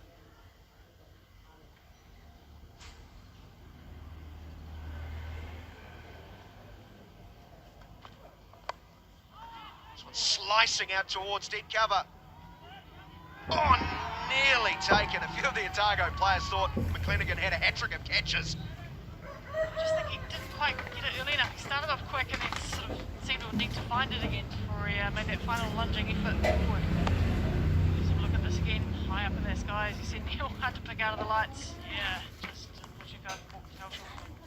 It's the old 3 guys running for it. Maybe just look down around you. He's going to go and then got to look up again. And then the next ball is high, but not well hit. And long on. Gelly at the catch. Kugelheim. Short, breezy knock. He's gone. It's 144. Yeah, they did fancy themselves against Matthew Bacon, but unfortunately that's brought about 2 wickets and a 6. This one, Kugelheim, just got too far under it, high up in the air. Reasonably easy catch for Nick Kelly in the end, but none of them are at this time of night. I think it's been really smart bowling, just using the facilities. A lot of guys would just go to the York, because obviously, like we saw Mitch earlier, which is easier to do when you're coming down breeze, making batsmen hit into the breeze, but with the wind, knowing that you're going to try and hit with the wind, that change of pace and using the slow used surface, it's come really handy. So very smart bowling and good, obviously, adapting to conditions.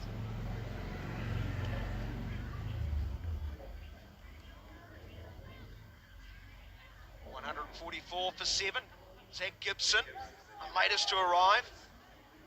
This, Rebecca, is not what you want. Right at the death, the two players have just arrived down to the middle and not even sure who has faced the ball. No, you're right, particularly given, as you said before, the position the Knights were in. They were thumping along, to be fair. Then the brakes came on through some very tight bowling, and now they've got two new batsmen at the crease. Might bang on, but opening the face Walker down to third man. Still nil. Feel like they've got more than enough to defend if they return the favour on Otago and bowl well. Well, that's the thing, you've got runs on the board, and that's the most important thing. I think you've still got an over left. Whatever you can get out of that, take a bit of momentum, and if you bowl well and obviously use the facilities in front of you, you just got to do it better than the opposition team. Good finish from Bacon. Again, change of pace. He'll finish off with figures of 3 for 35. Well done. 1 over remaining, it's 145 for 7. It's very well bowled again. It's just summing up conditions really well and execution of skill with the change-ups and slow balls. And like we saw earlier, there's a couple of wider slow balls, but you don't mind that. You know, trying to take that aggressive option and taking wickets and continue to take wickets. Here's Mount. Honganui with Mount that. Trent Bolt runs up at 9 minutes 40 seconds. From the first gate. He's pretty fit, Trent. He's one of the fittest individuals I've seen, to be honest, around the team. Him and Mitchell Santner and myself and him do a lot of running sessions on this ground too, and a couple of fight leg sessions, and yeah, I always got to eat his dust, to be fair. Well, you're posting 10 odd minutes, that's not bad either. We keep pushing each other, which is nice, but he's a lot faster than me. Jacob Duffy, start the last over. Crunch nicely through point, but picks out the man in the deep. Duffy just in limitation and damage mode really in this last over. Wants to keep the tight hold that they've created on the Knights. 5 balls to go. He'll be trying to prevent every boundary that the batsman will be keen to hit.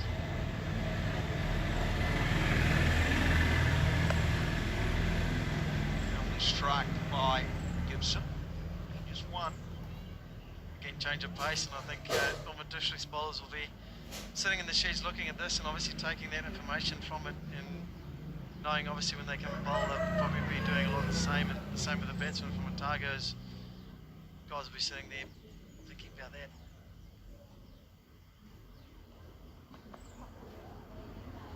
Quality bowling.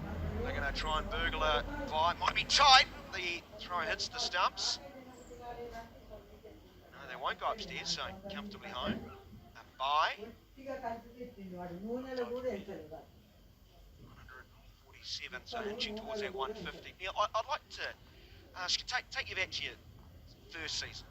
How many slower balls do you think you had? And how many do you have now? Because it seems players ponder it during this ball, but it seems like players have 3 or 4 different varieties, whether it's short, length, full. It's definitely an ever-changing game, especially T20 cricket.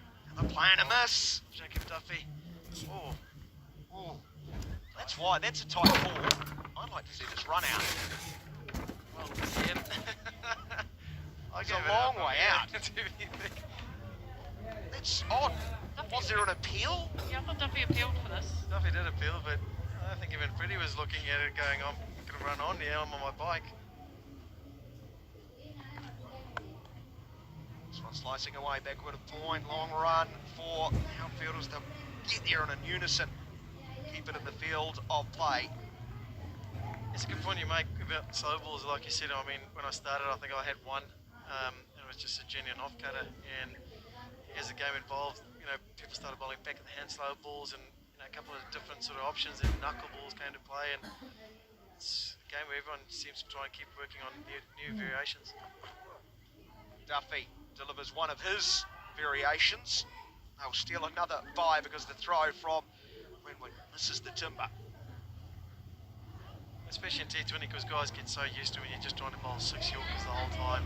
They move around the box, they move around the crease, they're going to be able to obviously either try and get on the full or try and, you get underneath it. So you've got to have those variations to try and make it keep guessing.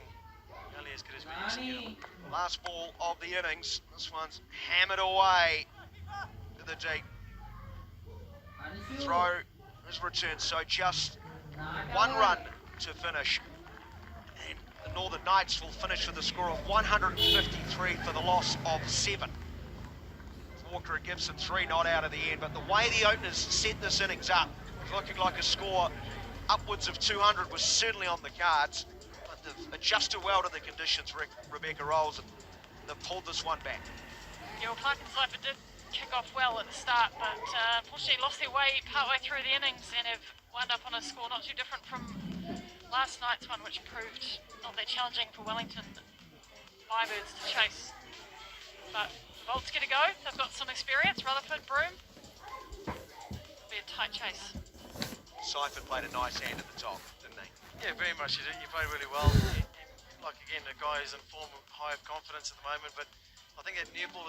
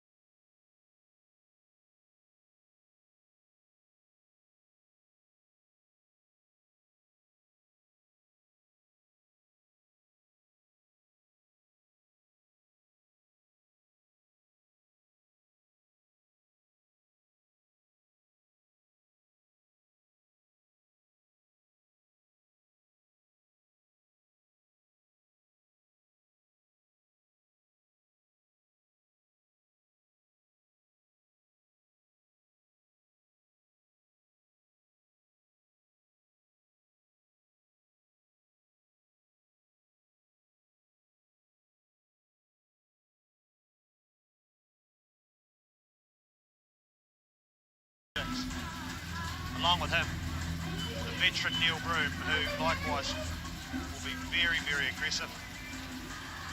Yeah, they can both definitely play. We'll have to do a lot of these, get a lot of these early runs. Again, a total that you just want to get some inroads into. 40 of it before you really know what's happening. You start to relax a little bit more. Tell you what, let's stick us with the class there, Rebecca. The old tower spot. Bring back the good old days. Do you have a double scoop? I think everyone into that. Duncan Fernley attack. Coming more purist. Messenger, let's messenger. Did you? It'll be 800, 1200, 800. 800. You don't want to be too, flash. Tell you what, the edges weren't as big back then were they as they are now, are they? They weren't as big when I stopped playing. No. I think you would have hit the ball a mile if you used these bats today, Rebecca. But they're going to have to bowl well. Henrik Burwit, he is not playing for the Knights.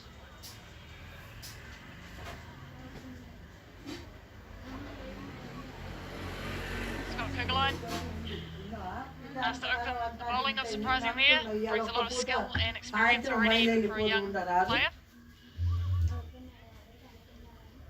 Stand-in for the Knights was Tim Cypress 74. Yeah, but he really did get bogged down because they lost wickets. Brownlee for 2, Cooper 3, Debsich 4, then Hampton 8. So he couldn't rely on his partner. But we're underway. The chase is getting going. Scott Kugelon going to take on Hamish Rutherford in the Dream 11 Super Smash.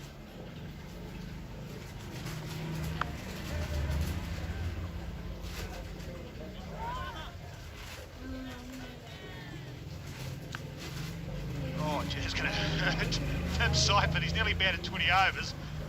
And Rebecca, he's just got one right on the ankle. I'm just trying to figure out whether that was courtesy of Hamish Rutherford pulling away at the last minute. He's on the funny side of it. Let's have a look here. Oh no, it was just, slightly way with throw. That tackle's right on the ankle bone. Well, they say you always aim for base and stumps when you throw. Give us that then. Happy keeper. Oh, you do Oh, now. direct hit. Keepers have got to do some work. You can't have it all on plate. Excuse me, the pace.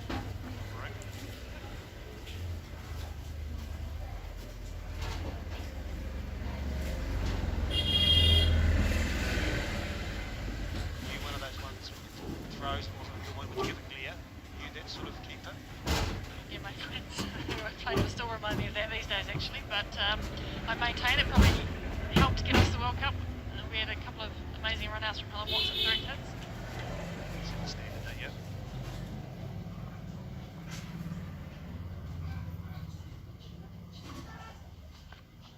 Oh, that's a beauty. Look at the pace and bounce there from Kugelline.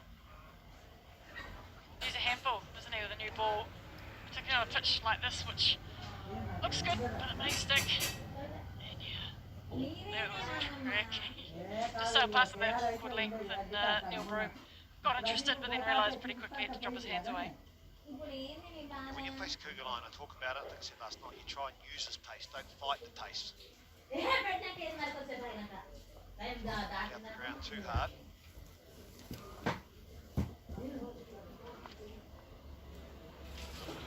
Great to hear from Neil Wagner in the first of the time, but I think not playing this test match, Rebecca, really hurts him, doesn't it?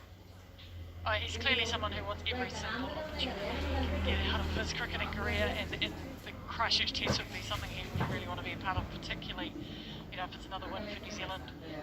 But yeah, he's in a lot of pain, we can see that, and really good to have him with us and give us insights, particularly on that death bowling and bowling on this pitch.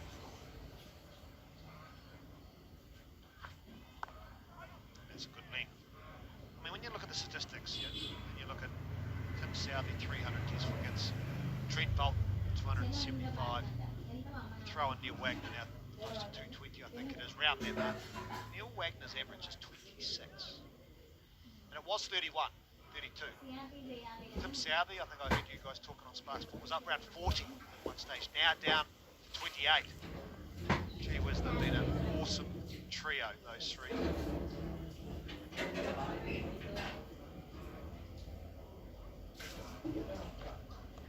As He's using the pace, up and over slip. That is a smart way to end the over. 7 off it.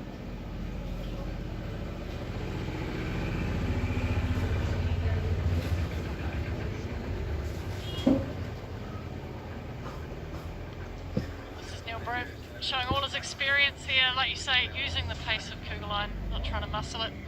Here he is, Neil Wagner, making it a bit fashionable, isn't he? Yeah.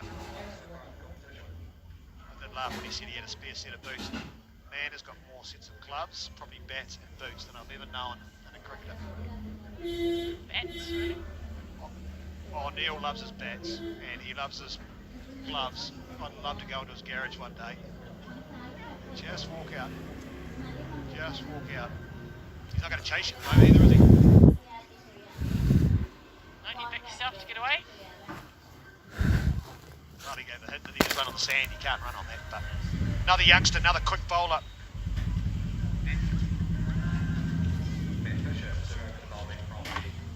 Matt Fisher from the Knights. He's got some real pace. Didn't play last night, supported tonight, and his job is to try and pick up wickets. Well, he's just been clubbed. Clubbed down the ground, man for 6. Now Hamish Rutherford says, welcome, young man. Go and get this. This is a brilliant shot, uses his feet. Around the wicket to the left-hander. Not bothered by that at all. Just straight up and over. Beautiful balance. It's right through, big extension, but strong through the wrist as well. Well, it wasn't a bad length, was it? I mean, when you saw it side on, it was actually back of a length as well, the crease. Great way. This is how they put bowlers under pressure. That's a bit of a hoy. It's become a couple. Just getting back to your point about the Southie Bolt Wagner trio, like you say, such a massive part of the New Zealand setup, but on the table of most wickets, top 13, Neil Wagner sitting down at 13. I'm not sure when New Zealand would have had that in the past at all. Makes them pretty formidable. Yeah, to be in the top, close to the number 1 team in the world, you've got to have top players, don't you? You've got to be world-class players.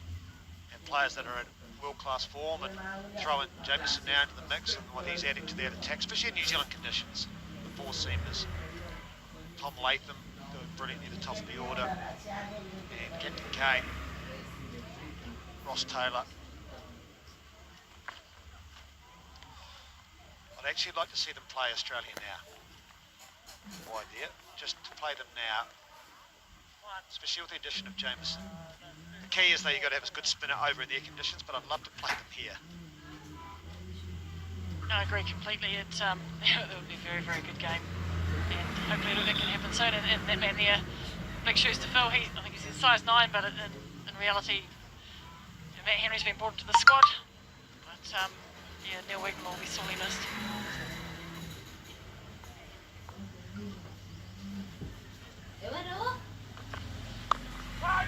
Yes, that second test gets underway tomorrow at Hagley, up on Spark Sport.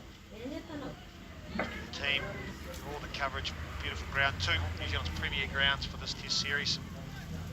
Love it here. And also Hagley. Got all the light towers up.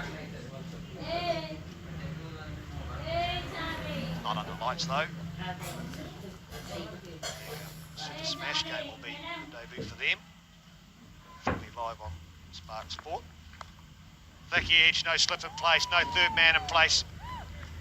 Really hard to bowl to Hamish Rutherford. Definitely. This might not have been where he intended for it to go when he left his crease, but certainly will take it. Slash, just power really, and using the pace of the ball. That's really tough because he's hit him down the ground. He's so known for hitting through the backward point region. Third man going back now, which can be a catching position too to Hamish Rutherford. He's not a big puller of the ball. He likes to stay leg side of it.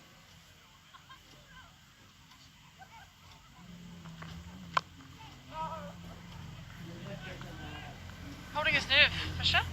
Doing all right when he's getting hit around a bit. He's still persevering with his plans, and I think not executing too badly, actually. There's the other slight bit of news around the test, Bubba Azam. not part of the team from Pakistan, so fairly similar team that what we saw in Bay Oval, which were they were good, really good. Yeah, the toss will play a big part. You get that feeling. On the legs, with the leg by, so good over for the Volts, 14 off that one. 2 overs gone, 21 without loss.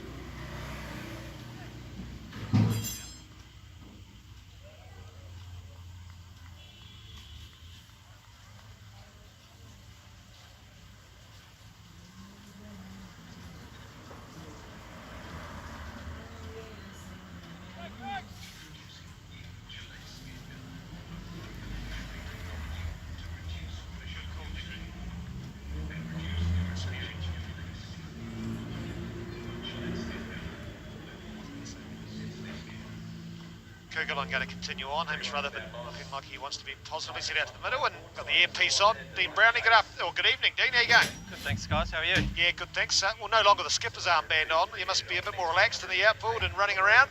Yeah, it's been fun. I mean, Devi's taken over the reins, which has been good for him, and I think the guys really enjoy it. I think a change has always been good, so he's done a really good job so far. Hopefully we can back him up with some good performances going forward. 154, you could defend 149 last night. What lessons have you learned to be able to bowl better on the surface? I think just our lengths, using a lot of change-ups. We found it quite tough post the 6th over to sort of get our timing, so hopefully we can bowl better lengths and not give them too much width.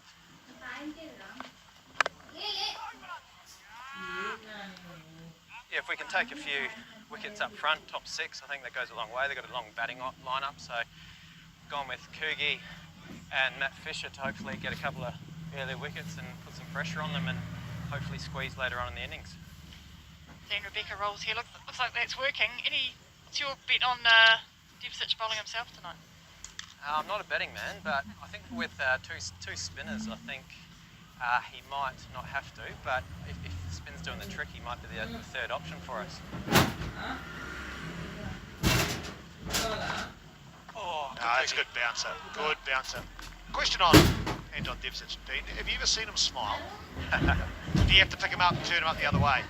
I think it's a case of white line fever. I've never seen him smile on the wicket, on the pitch, but Yeah. off the pitch he's a happy man. I heard him talk last night. I did an interview at the post-match, and he was very honest. And he said, "You've got to be honest in this game, otherwise you don't learn." Exactly. Yeah, and he has the respect of all the players. He's very straight up and down, and the guys know where they stand with him. And I think it's been a really good move to give him the captaincy. You know, he's obviously done it all around the world and comes with great knowledge. So I think he's been great. And yeah, I'm sure moving forward we'll put in some good performances because he's a heck of a leader for us.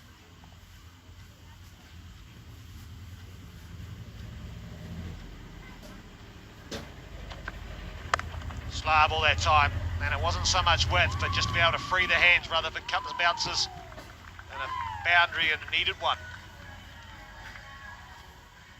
I'm not sure if he picked it out of the hand or not, but if he didn't, he did well to adjust.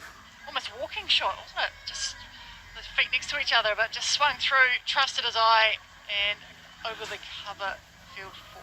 How's the arm, Dean? You haven't done a lot of boundary riding in the last few years because you have been inside the circle.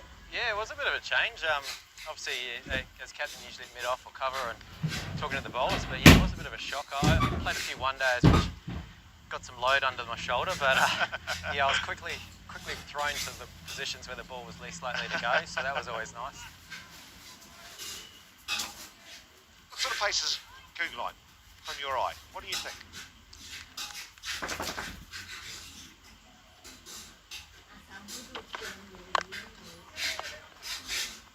Yeah, I think he's a heavy 140 bowler. Has a lot of change-ups, but what he does, he mixes up his pace in T20 cricket, but I think his best ball is sort of the top of the stumps, 145 heavy delivery, which sort of... Sorry, do you want to slip? Deb! Which New Zealand have used him well in. They've sort of used him post 5-6 overs and through the middle, and he's been really good. So I think he's a heavy 140 bowler with a pretty heavy bouncer, and he doesn't mind bowling him in the nets, which is not ideal for an old guy. No, that should be the rule.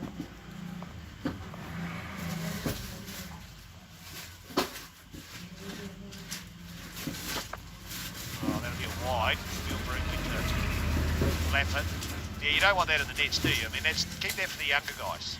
Yeah, no, as soon as Coogie and Matt Fisher are warming up, I just have a few throwdowns. The older I get, the less I want it. But no, it is good. It obviously tests the reflexes and they're competitive in the nets, which is great.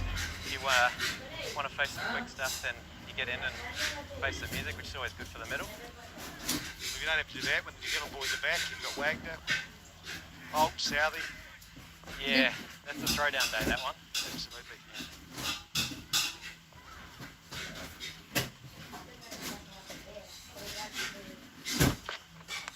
Oh, that's going to hurt. That's like the back shoulder. And he's going to be fortunate. Pick up a couple, that would hurt. Thanks for your time, team. We'll catch up with a bit later on. No worries, thanks, guys. We appreciate the players being available to chat to us for Big Cap. It's really good insights, isn't it? As it was having Neil Wagner. Neil Broom there. A little bit agricultural. I thought the ball earlier, he was brave to try and lap with that heavy 140 pace, but yeah, good option if you make contact. There he is, he's smiling. We just got a smile on Anton Devcic. That is straight up. High, an opportunity. Getting underneath it, a good catch. Excellent catch, and the breakthrough just when the Knights needed it. Yeah, Fred Walker was under that. Kugelheim gets his reward for toiling away, changing in pace well. And Broom taking him on there, but just getting too far under it. Always a difficult catch in the lights there, Fred Walker. Broom departs for 6.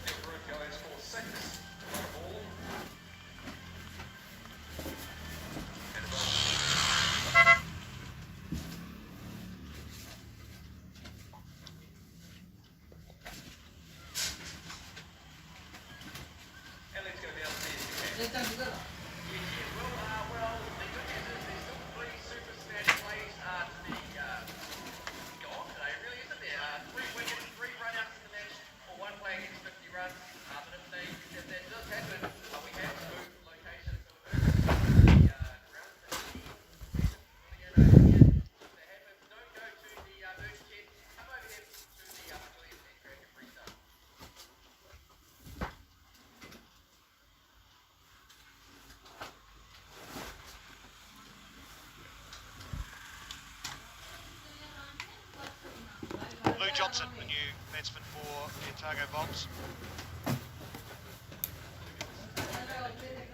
Slightly higher in the order, very good step.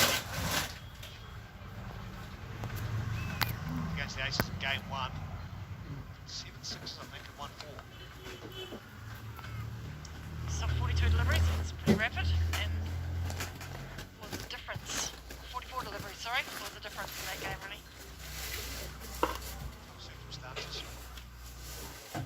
Fisher to continue on. That's sliding down.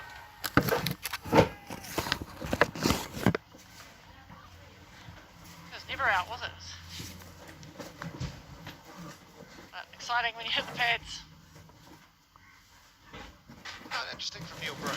Hard, and they do go hard, and I know that's the modern game. Kugelheim is the number 1 threat on this side, and he had 1 ball in a second over. The last one.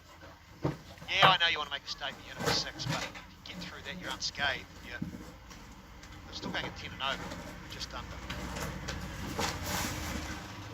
Sit and pace. And you're chasing, so you know what you've got to get. There is that certainty there. And Neil Broom is someone who possesses the tools to be able to score quickly, although on that occasion, straight up in the air. Really well judged catch. Really good catch. Just looking at Anton Devcic, it's one of the hardest catching grounds. Now, the lights are very good, and I don't know whether it's because the whole background's dark or you lose a little bit of depth of perception. So, what about slow ball? Really good slow ball here from Fisher. Luke Johnson clearly didn't expect that. Young guns up against each other here. Always a good battle. Yeah, just a little kind of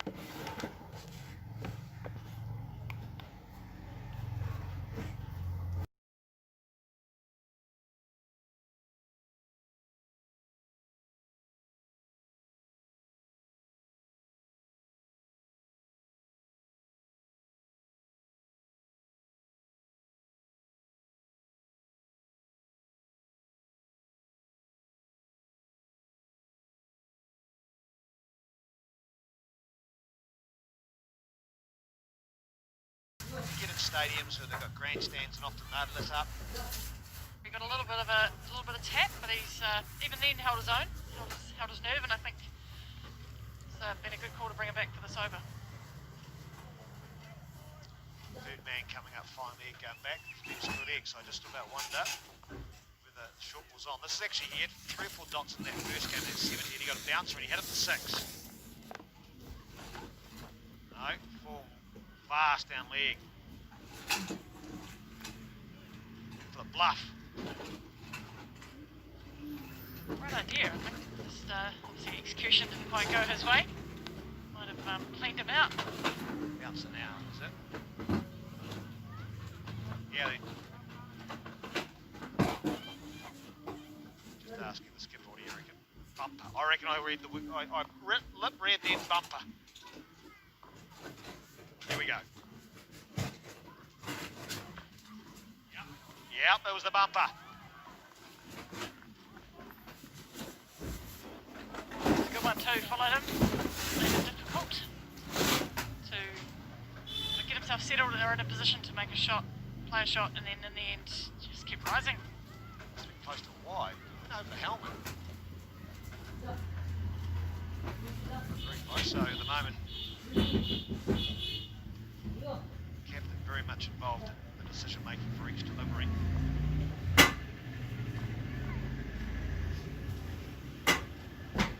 Nice. Just a couple of wides down the leg side. Yeah, it's a shame from Fisher. Not often you see 5 dots and 2 wides in and over. So he's got one more opportunity to bring it back. And Lou Johnson, he's in early enough, isn't he? He's got a bit more time. Well, I think you always have more time than you think in cricket, even in this format. But he's got the time to allow himself to have a few sighters if he wants to drop anchor for the innings. That's nice. Slow ball again. End of the over. 31 for 1.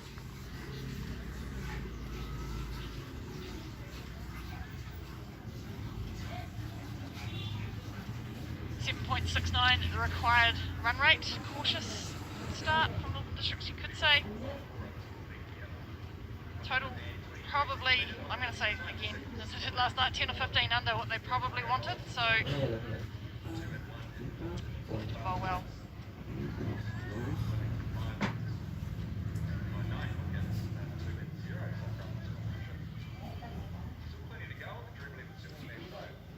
Huge amount of cricket in the mountain in the last, you've been here, was it 7 of the last 8 days? Yeah, I've moved in, paying taxes.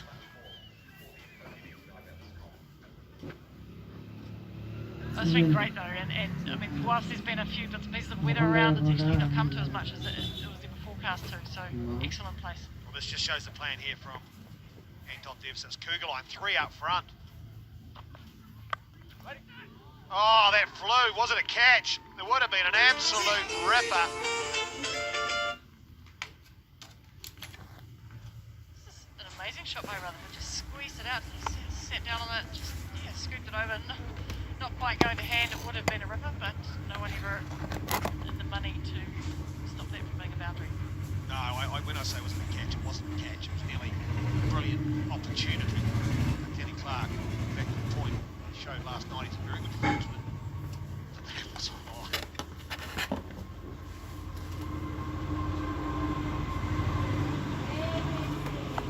This time the top edge. And did that go for 6? I think that might have carried all the way. No? Check your eyes out, Craig. I thought just before the foam Toblerone, but it flew either way. It's using the pace again. Have a look. Foot in it.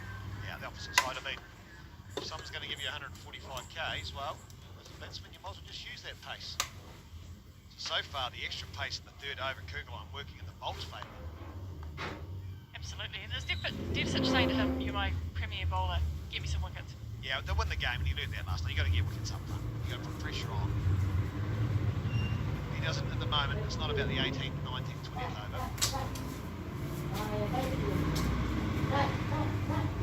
That's going back. It's going around the horse. He wants to angle it in. Tuck up Hamish Rutherford. and it's going to be 4 leg buys. Oh, it's just starting to go all the Bolt's way. Oh, he's going to call it wides, is he? Yeah, I think that's wrong. Summed up well, Craig Cumming. I'm sure I saw that at the pad. I don't think there's any position here can be overruled. Well, maybe he has, he's changed it. Definitely came off the pad. Oh, we got the end, that's the thing. Change the signal. Everyone's happy.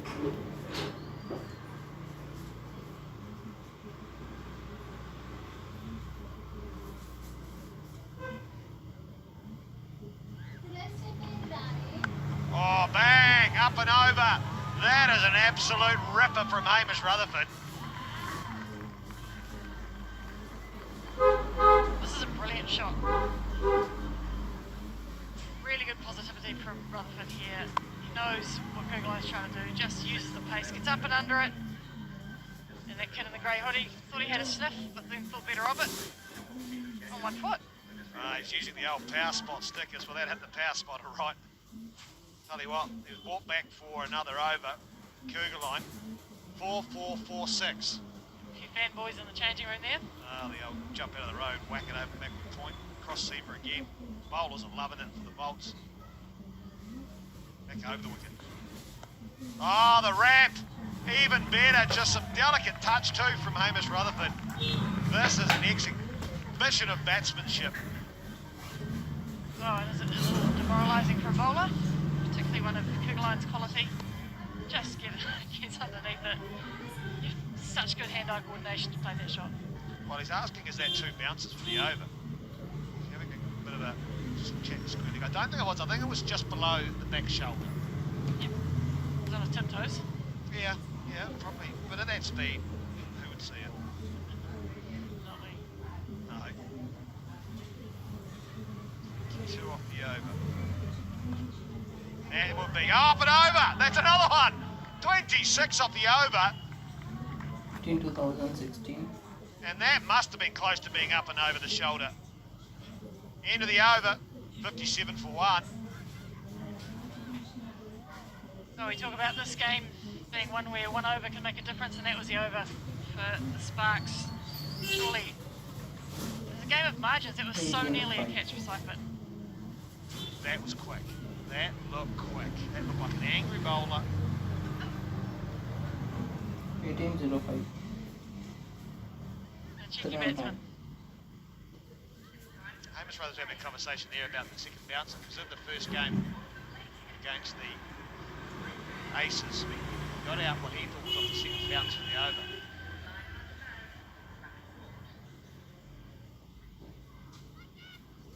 Well, when you say, you look at some of the bowling and you go, right, should I have given him another over? He's gone for 26. Maybe 2 overspells. Such an easy game from the boundary, isn't it? Oh, retrospectively, it's perfect. And sitting up here. Spin note this time. Good turn. It did. Tom Seifert having to do the fielding. Fred Walker, alongside his teammate, his brother Joe. We haven't seen a lot of his turn on this series, even though we thought it was going to be. It was more slow. It's a lack of bounce. Good turn. Challenge. The last one was more of a defensive bowl. Got to try and find a way to be more attacking tonight. Yeah, that didn't bounce at all. Well, it's still 1 over to go, Ricky, to the power play. And I got a feeling Hamish Rutherford's going to say, right, I'm going to make the most of it. Maybe that last over from Kugeline's blown this chase between the OT.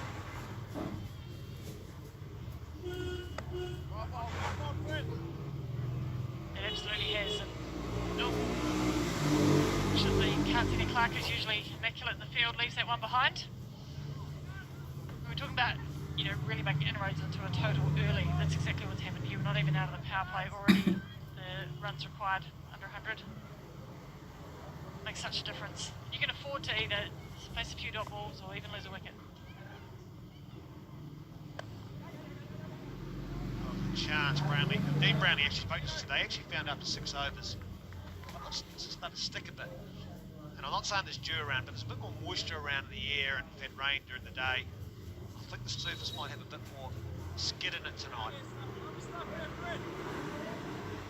Yeah, absolutely, and it's quite muggy as well out there, which can have the same effect. Oh, that is close, really close. Oh, and he's going to be run out. Oh, double play. Was it just outside leg stump, off stump? You went 2 out of 3 up here, giving it out. Let's have a look. Just outside off, but as you would say, not hitting middle, not hitting leg. Sorry, not hitting off, not hitting leg. Yeah, I reckon that's out. I reckon that one's dead.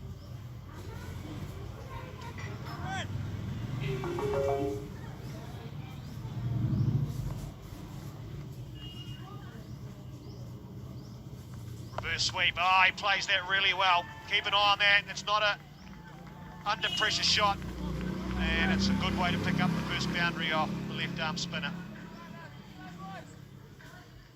Oh, Hamish Rutherford's going like a train here. Lou Johnson's a spectator at the other end, but best seat in the house.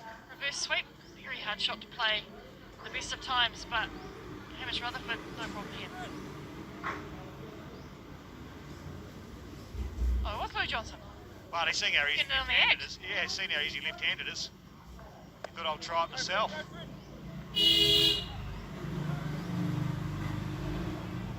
So 11 off the 6th over, 66 for 1.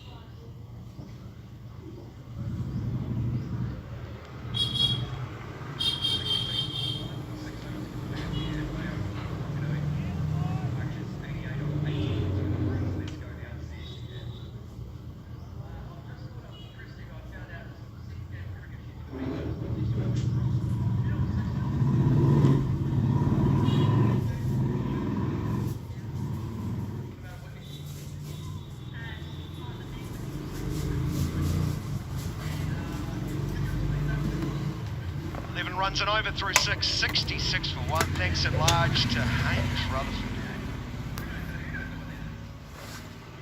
Start he has made, given great energy to this run chase. While we were glowing in our praise of Northern in the power play, Dargo edged them by 1 run. Yeah, that shows how good a start the Knights had. And this was the introduction to spin for the Bolts too, where Michael Riff did a very good job. Joe Walker. Lovely boy, lovely lad. Purchased the previous over from Brother Walker. Granted, it did spin from wide of off stump. Do that from turning it from straight. Be quite a good period, Craig, in the next 6 or 7 overs to take wicket taking opportunity. Yeah, again, the challenge for Joe Walker is he needs to find a way to be attacked. So he's not defending it though, he needs to pick up 9 wickets as a team. Or is he able to do that? Maybe they've got to take a punt, bring up one more fielder, and actually put pressure on Rutherford. They just abandon the bat, then maybe it'll be too easy. 21 of 19. So that sort of delivery is not going to get him out. Just one, but it's not going to get him in trouble. It's not going to come off unless Hamish Rutherford decides he wants to take it on, but he needs to find a way to be more effective. Even Lou Johnson, maybe bring up mid-off and say, go over mid-off, I need to take a risk here.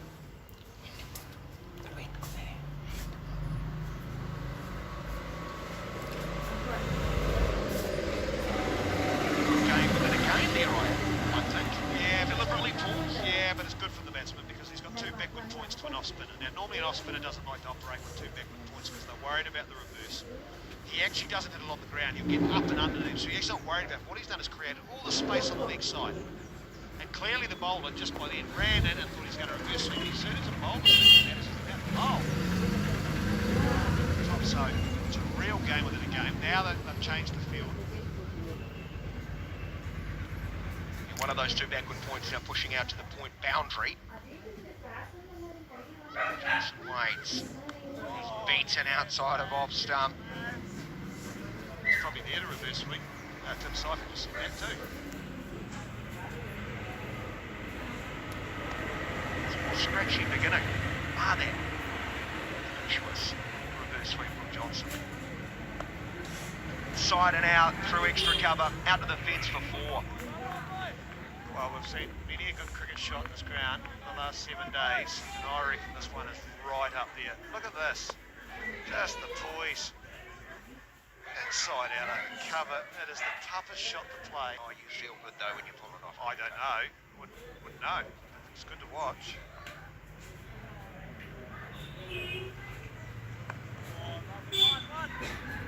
Finds a gap. There's no chance of Rutherford coming back for a second. No, I was going to say Luke Johnson quick. Davis rather than his hand. There's a bit of banter going on. Almost as much as Katie Martin provides. It sounds like she gave a bit of she.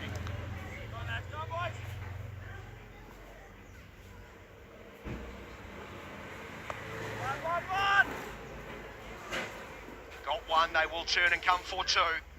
Good cricket. The end of the over. 7 overs have been bowled and 75 for 1. Davis rather than ran a bit quick at that one, didn't he? He hit it. Wow, the blunt this chase apart. Just under halfway in 7 overs, but they need to pick up a wicket now. They're nice. They've got to find a way. They use 3 overs from Scott Kugelijn and through the resources there.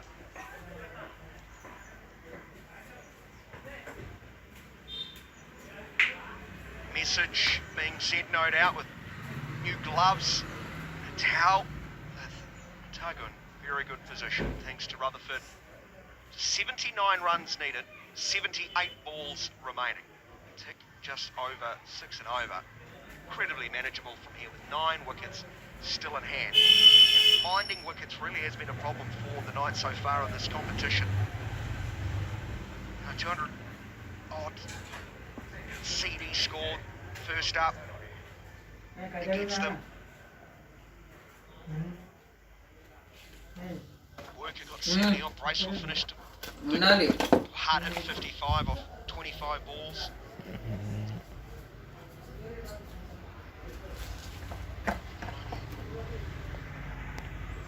Only one last night. So Gibson. This flies, it hits the hard surface, bounces over Katani Clark. Valiant effort in the deep by Joe Walker. Can't stop it going to the boundary.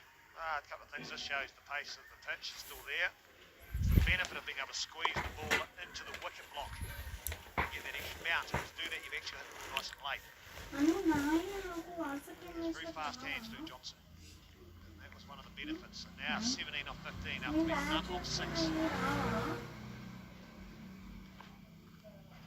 Oh, edge, big shout. He's wandering off as Lou Johnson. We didn't see the umpire's arm up because he's acknowledged a healthy edge. So there is the breakthrough. Just needed, rightly needed for the Knights. Luke Johnson looked like he was more trying to just place this than hit it. He'll be disappointed because he felt like he got the width that he likes. Just a little bit late on it maybe. Underneath, maybe the toe of the bat, Seifert does the damage. Johnson gone for a handy 17. 79 for 2.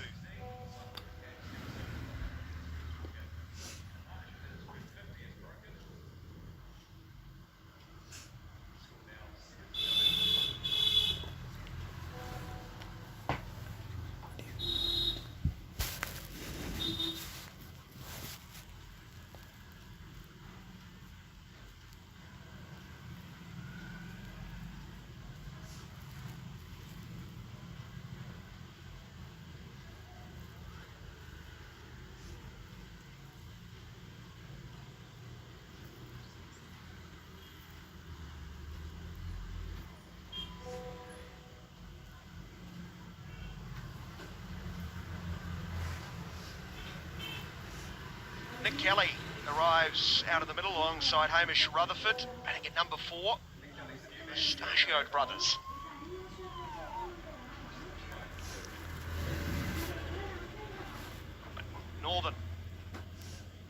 leading with that breakthrough.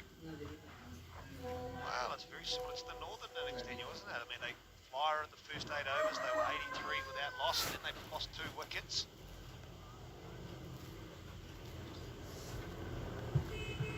Just they were chasing. Set it to sense. Well, Nick Kelly last year was a real form player in the Super Smash, the Dream 11 Super Smash, and to the point where many of us were saying could be close to New Zealand honours. This year, he's been going well, not quite the same freedom that he played with last year. He's up against his former province.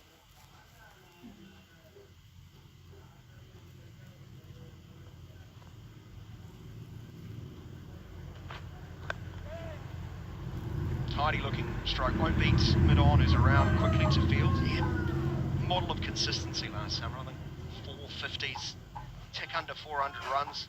You know, when you're averaging in the mid-40s, it's world class. And a lot of it was just through genuine cricket shots, especially through the offside.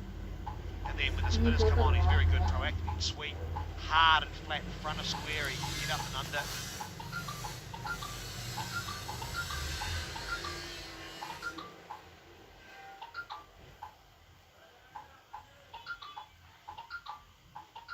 Mammu ఏంది 52 Clearly in the head at ఫోటోలు the moment, 53 ఫోటోలు taking a very long time to set their field. ఏంది ఇవన్నీ Well bowled off speed, turned into the onside. Yeah, he's so hard to bolt in the first 6 overs, Hamish Rutherford, because of his power. But then the other thing is he still had some good areas. So he beats backward point. He hits power finesse. There's only always one fielder there, give or take. So he's only got to beat that backward point fielder by a metre, and it's 4. That's a genuine cricket shot. What we're trying to do is get him ఫోటోలు maybe play on the leg side, take on the leg side, off pace deliveries. నాకు send చేసినావు అమ్మ నువ్వు ఎందుకు send చేసినావు ఇవన్నీ నాకు ఇది 5 మార్క్స్లో photos Good finish to a very good over from Gibson. Saw the second wicket fall, so 8 overs bowled. It is 81 for 2. Yeah, just what they needed, wasn't it? You can clearly tell the difference in, send చేయి నాకు and you're not sure if you were watching last night, but Rebecca said there's more energy in the nights. They're not going flat because they know they can't afford to. And maybe from their batting innings, they realise it actually does get tough for them on the surface.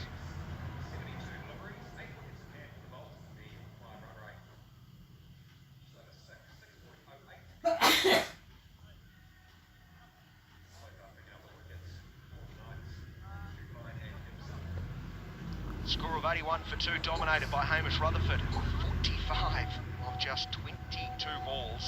I can tell you Matt Bacon's not coming in next. Well, Matt Bacon wrote this batting order down, తెలియలేదా అప్పుడు అది sent తెలియదు it through to us. But yeah, he hasn't got his pads on, sitting in the hut. ఇదా He'll be, I reckon, the bowlers will be like they're happy to have the toasting machine nice and hot. There he is, he's actually, there he is, on the right. He's definitely not ready to come in. No, I wonder if it's not a toasty. What's he got there? A slushy or Fruit salad. Yummy, yummy. Neil Broom's got. He does too. He's had his night. Flat through the air, and Rutherford, very back, skidded on. You don't need to worry about carbs when you get to. Look at that. Ciabatta toasty. Big double cheese, knowing Neil. Look at that. He likes it. Well, cheese on top, bottom. ఇందులో పెట్టా Yeah. We need some self-respect when we're making something like ఇందులో that. పంపించావు photos ఇందులో పంపించావు The photos sweep strongly hit to backward square leg. Great fielding in the deep. Hampton. Long way to his left. Then athletic dive. Yeah, brilliant bit of fielding. Just what they need. The energy's up. The execution's up tonight. Making every run a fight now. Exactly what they need. Smart shot though by Rutherford using the angle. Is that Gibson, in fact? Good work from the bowler this time. You've got to build pressure. How they're building pressure through dot balls, through good fielding.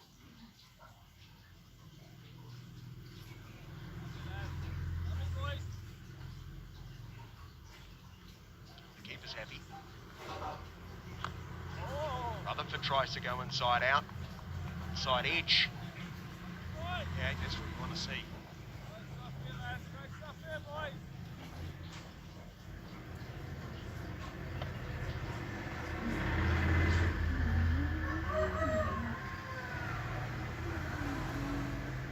Works their ball vigorously.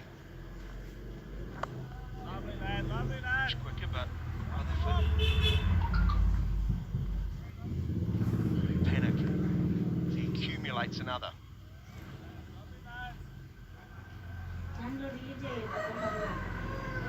There's a lot of chat tonight out there, isn't there? A lot of chat.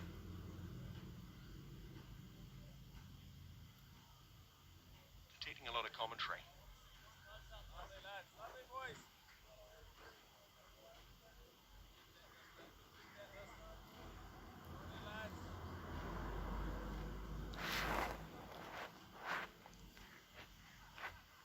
Don't need us.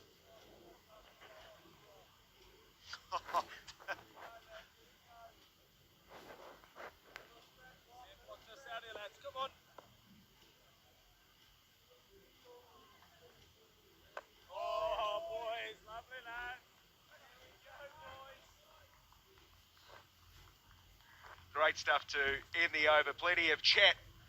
9 overs gone. 84 for 2.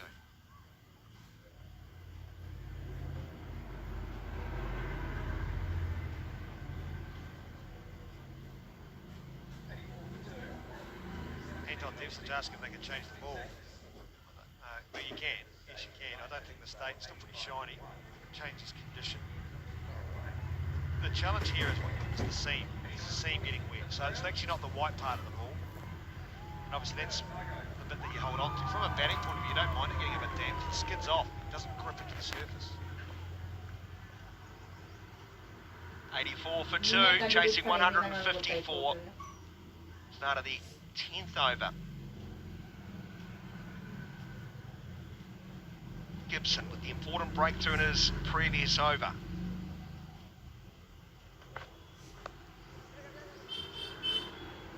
Wood into the deep. They'll come back for a second. Good throw. Bails are off. They'll have a look.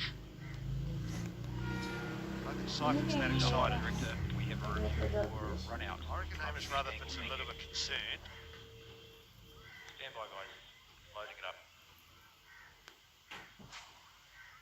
Okay, ball's coming in. Ball's coming in. Ball's coming in. Ball is cleanly in the gloves. Clean in the gloves. Can you freeze it there? Thank you. I'm ready to make my decision. Thank you.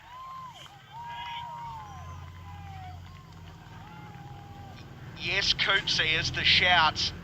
Strong throw from the deep, right next to the bails where Seifert wanted it. Is this a Dream 11 game-changing moment? Hamish Rutherford looked nervous. Seifert was unconvinced, and Rutherford had the gut feel, and he was right, and he'll be disappointed because it means he's walking off. Bolts lose another.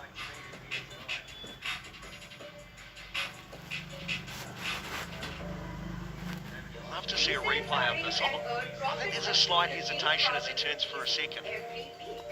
Good throw. It is a good throw from Henry Cooper. It was also a good pickup from... I reckon the really important part here is when you watch Seifert take the ball, his gloves don't go back a long way. In some ways he's got hard hands, but he's able to, and it means he doesn't have to give with it and then go back to the stumps, which is really hard to do with a ball bounce. So top work from Tim Seifert from a wicket keeping point of view. Rutherford called, he's gone hard, so he's always looking for 2. And he's there, maybe at a slight slip, but still, I reckon it's a fantastic pickup from Seifert. Really is. So a whole lot of things done really well for the Knights in that dismissal. The throw, fast and accurate, powerful. And Seifert did really well. So door is open here for the Knights. 2 quick wickets.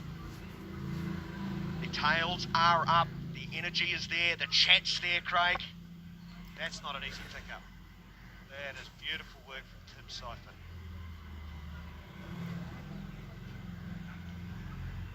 Naru Kitchen joins Kelly. 2 players getting set. Slip in place. Devsic searches for a 4th. They're going to push again. This time there's no stress.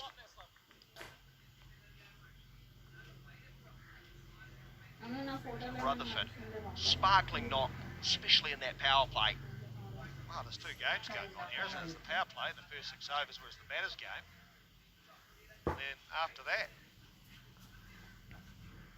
the bad guy to have coming in batting at number 5, Hunter and Kitchen. Makes debut, play caps here at T20. He's here because good bit of outfield cricket, this is why you do all the work, trainings. Jim Cypher didn't look convinced there, did he?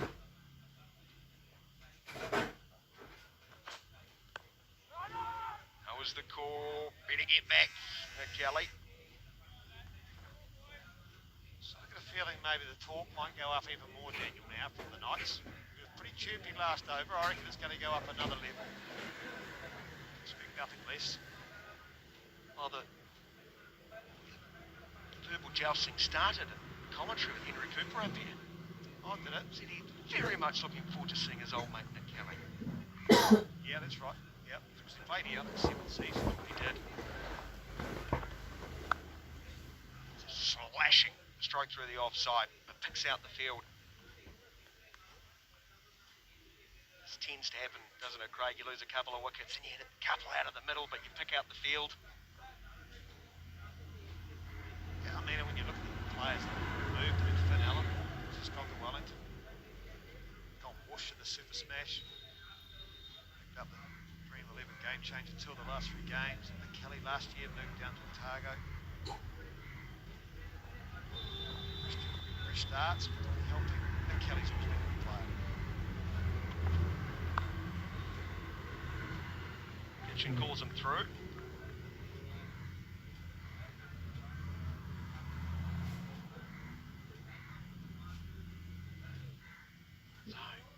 Going at 9.1 and over, you just compare that to the rate required, 6.4, you think Chicago owes this one. It seems difficult. Good bowling here from Gibson. The end of the over. 10 overs have been bowled, chasing 154. The Bolts are 89 for 3. Well, yeah, the Bolts are 1 run ahead where the Knights were at this stage. This is when the Bolts did a pretty good job with the ball. But so are the Knights. They're going to keep that going and bring it back opening bowler Fisher. So tonight Andrew Dempsey just gone all out when it comes to the team.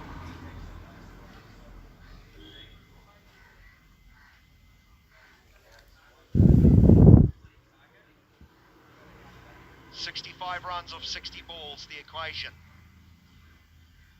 for the Otago Bolts. And over the last 10 to 15 minutes, the Knights rein this one back in. And they way too early to pull out the must-win cliche, Craig, but 0-3, you do not want to start, especially in this competition. The sides are so evenly matched. Or to have a string of games you must win. Top 3. So, 21-year-old Fisher back into action with the ball. Start from him. What I've seen from him in very, very small doses starting his career.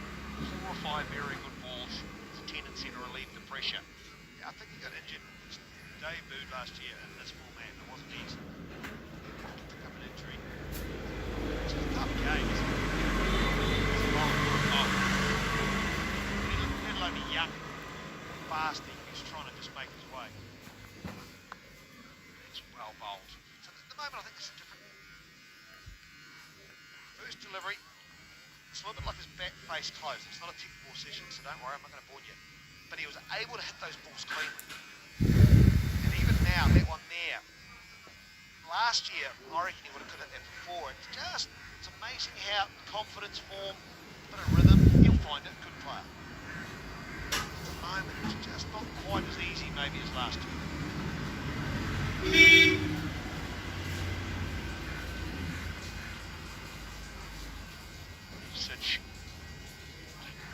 time to get this field right. I like to see. And just to the left of the keeper, next to Seifert. Wanting to attack, wanting the fourth wicket.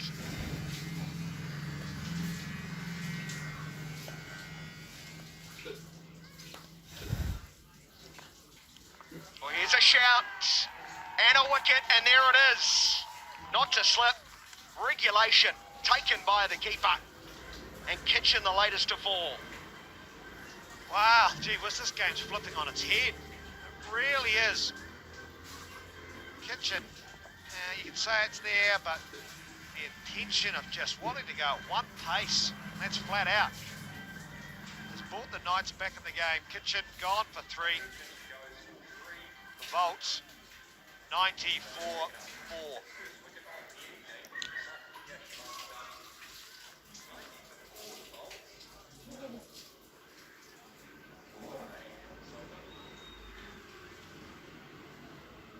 Well, there's the forecast for the future. This game ain't going the distance. Devsich predicting Otago won't finish their complement of overs. They'll either get this before the 20 or they'll be bowled out. Well, that makes a lot of sense with the momentum the Knights have grabbed.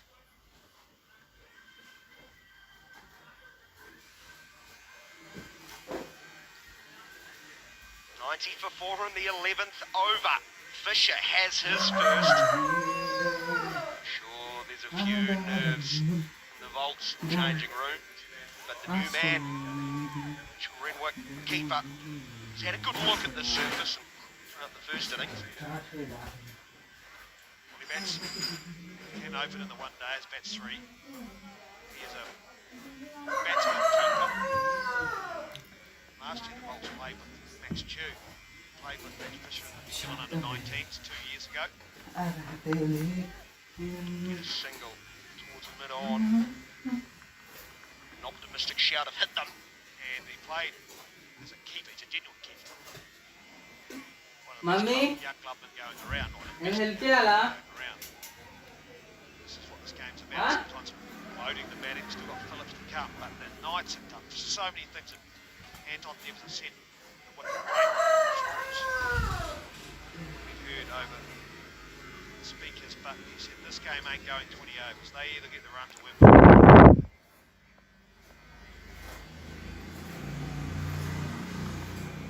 There's a bouncer, but it's too short. It's going to sail high over the keeper's head, down to the boundary, and will be wides too. I like the intent. He's just got it fractionally wrong. Yeah, really. Look quick again. Gee whiz. I don't know if it's the night sky, Daniel, in my eyes. That looked really quick, like Kugelheim. Just a bit of adrenaline. And I may mention 4 or 5 good balls and over. Let's win through. At that age, I'm focusing on the 4 or 5 good balls. It's positive reinforcement. That's 5. That's a 5. It's a real killer when you've got 1 wicket 1. Now no ball. We'll come back for 2. Hey. And that good feeling is gone. Changes momentum again. It just allows Bolts to finally play a little bit of freedom. No fear, and they can actually get ahead of the game again by creating momentum. How do you do that? Scoring runs. Clark has again got a long way point. He's a good athlete. Lane. So 3 hits. Lindsay does not. Good deception. Got away with it. Got away with it. Well done, Matt Fisher. Well bowled.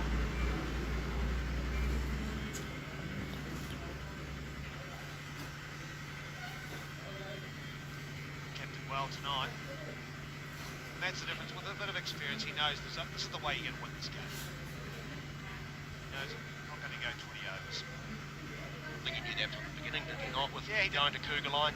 Yes, he did, and that's what I mean by the experience. It's like, well, I've got to throw all the tools into the bucket. over. Put a point. Got one. They hesitate. Sent back. Little stumble by Renwick. He did get home. The end of the 11th over. The 100 is up. It's 100 for 4.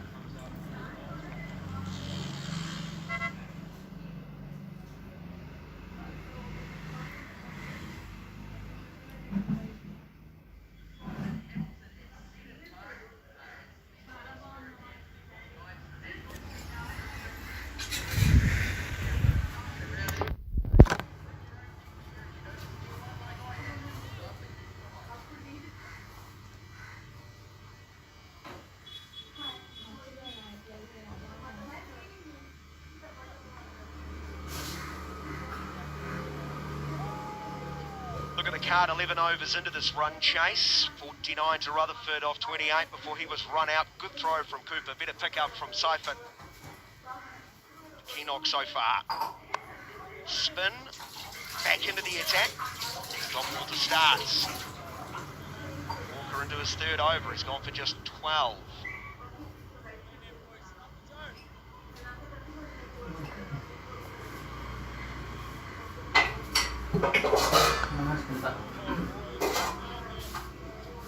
Just keeping an eye on Cougar line. No. Akka, His third over. అన్నం తింటానా That's Buck. అన్నం తింటానా He is the guy that they'll be looking to bring back to bowl. Get a wicket. Another wicket. What stage does ఏం లేదు decide that's the win? Curry అయితే ఏం లేదు తిన్నామని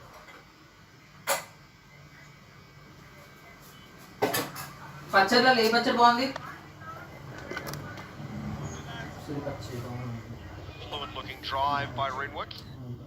Here on in, they really just need to do what we've seen the last two balls, pick up the singles with the rate required to 6.1. Well, this is a one day. Just to keep on 3 overs. 5 on the screen there.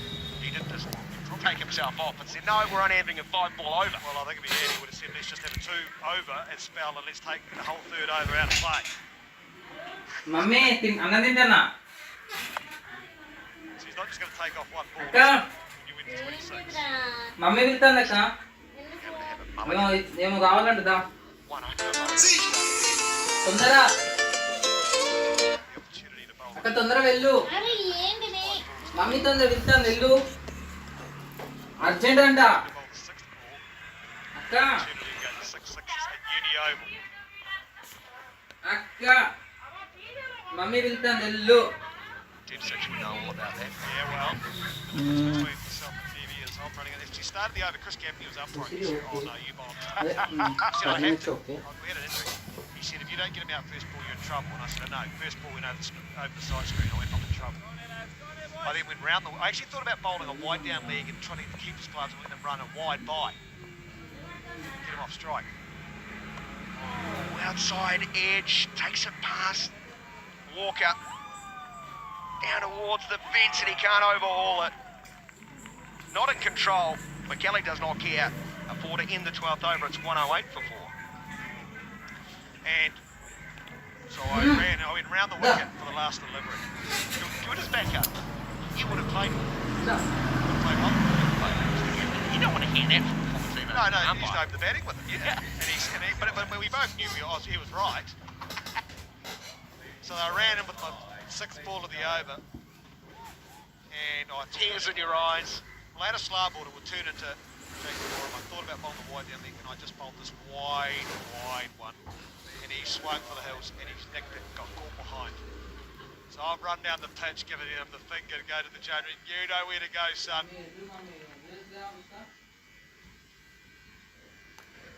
I'll tell you what, last year, Anton Dev's still, he's not on mic the way he is, but he's not hearing. 6-6 is Leo Carter, Hagley Oval. First time in Super Smash history.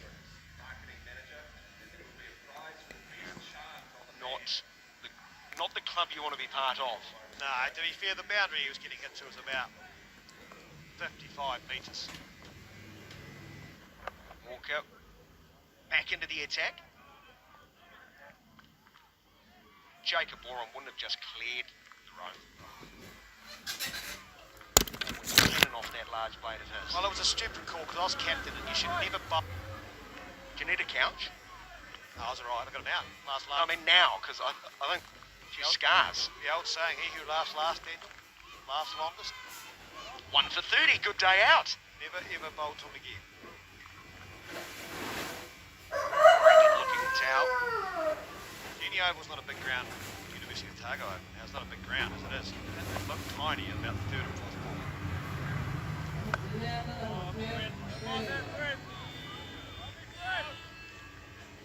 Parker's a good athlete, so only ever won there. I also played in a game, Timmy Mascarenas actually playing for the Otago Bolts against the Aces, against Daryl Tuffy, hit his first 5 balls for 6. Peter Park out of Oval. Another massive ground. Yeah, and I think he got a single off the last. He didn't quite hit for 6.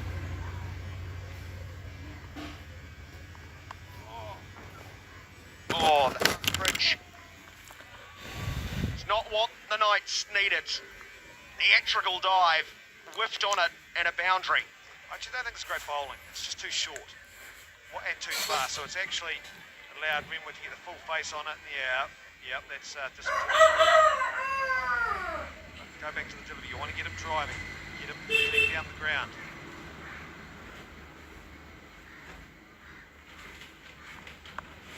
It's much better. That's more likely to get a wicket too. Well, it brings the stumps into play, LBW.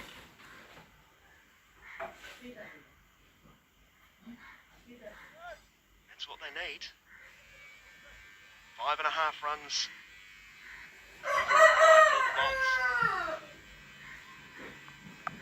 It's a freebie. Smashed a square leg. I think this is a no ball, Daniel. I think this is going to be a free hit, which is just a no-no. They're having a chat, the umpires. They're saying it's okay. Borderline. That's a no ball.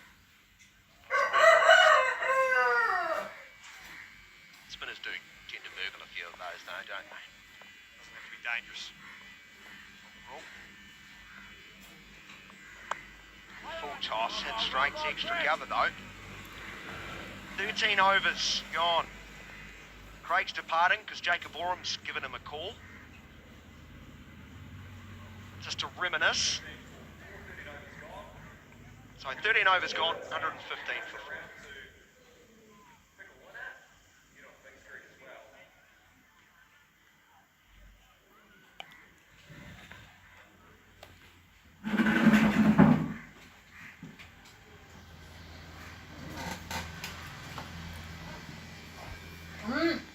Hey!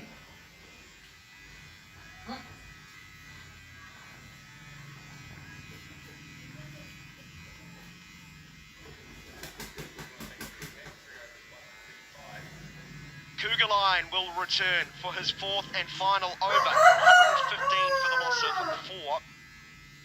Dean Brownlee rejoins us. This is a big over. You've gone to the international player. Yeah, absolutely. Obviously, we want Coogie to take a wicket, hopefully get 2 new batters and put some pressure on, only needing 6s. Slower.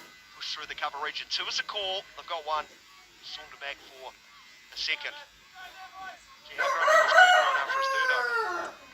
Yeah, another one with a bit of white line fever, but yeah, obviously has high expectations for himself and didn't go as well as he'd like, so hopefully he can have a great 4th over and get us right back into this game.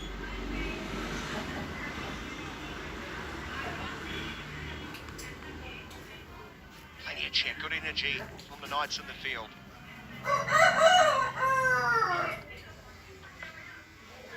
QT, that beats the outside edge. That's you, Cobber! Dean, the power play, both batting sides have really made the most of it. But it seems a different proposition beyond that 6th over. Yeah, it is tough. It's obviously been a used wicket. It is a good wicket. We just, the team's getting better at cutters and slower balls, and once you get on a used wicket, it's going to be tough, close to that power play. Yeah, both teams struggled outside that 6, but I think we knew that front 6 of the batting group is going to be crucial. Momentum at the start of the innings.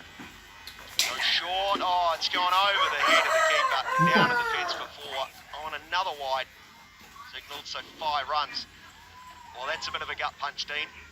Yeah, it's not ideal. I think we've given them 10 with those, so When you're only defending 160, it's tough. We want our bounces to be high, but obviously got that one a little bit wrong. So yeah, we're still after this wicket. We can get a couple here. You never know what can happen, but we do need wickets, so we do need to attack, and sometimes it doesn't go your way when you are.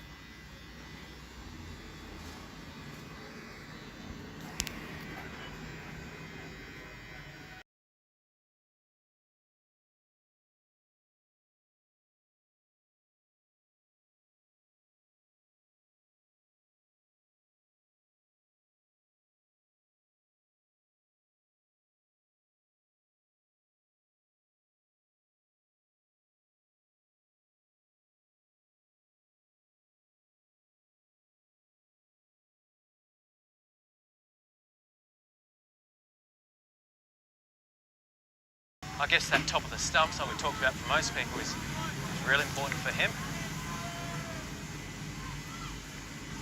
The left-hander on strike though. Kugelheim looking to strike. 31 from 39 is the equation.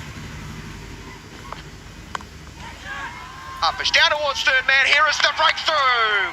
Walker takes the catch. Great bowling here from Kugelheim. Had to come back after a big hiding in his third over, but stuck to his plans. And Nick Kelly just trying to get up and over the boundary. A real ramp shot with the flash to try and get the height he needed, but unfortunately not to be. Straight into Fred Walker's. Nick Kelly goes for 13 off 17. 123 from 5.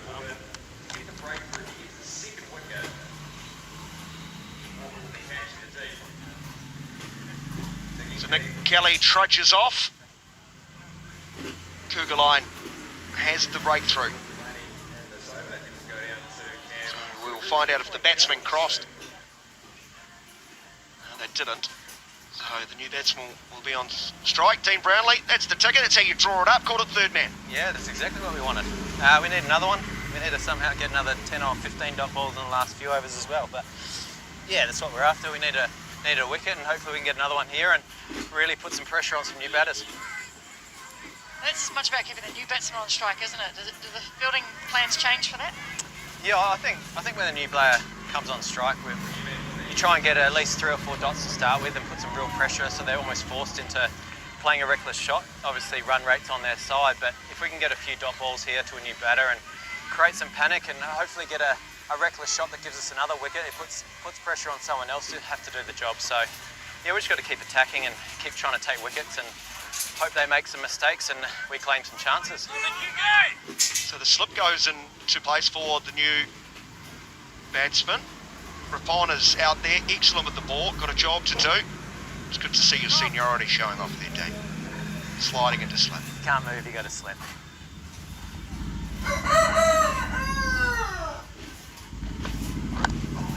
Catches the outside edge too. Now towards third man.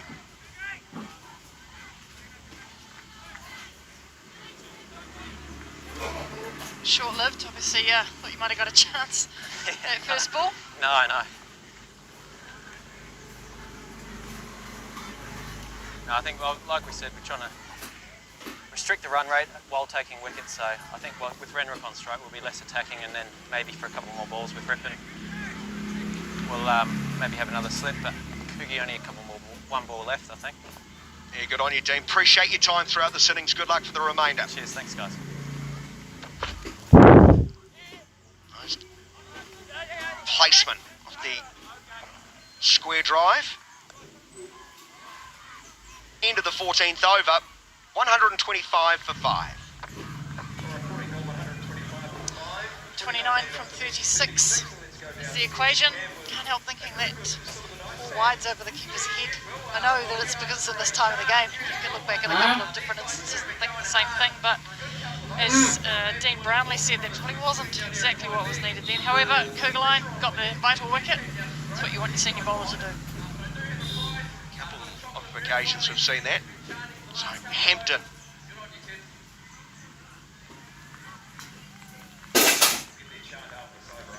Is going to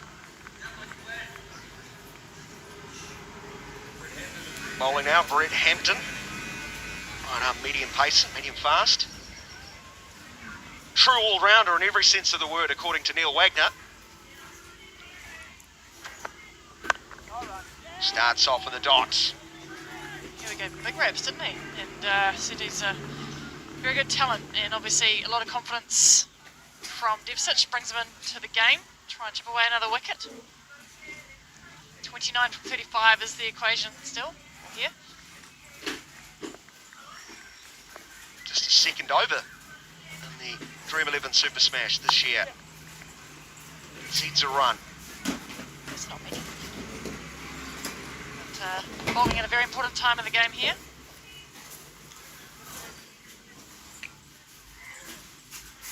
Big accent of rip on. A not tidy little innings to send his vault side over the finish line. Might just sew up the Dream 11 game changer for rip on. I think it was 2 for 19 or 4. It's up for grabs, isn't it? That award. Saw Hayley Jensen take it out in the earlier game. Had it gone Spirit way, it might have been the Leighton Davis catch. Well bowled.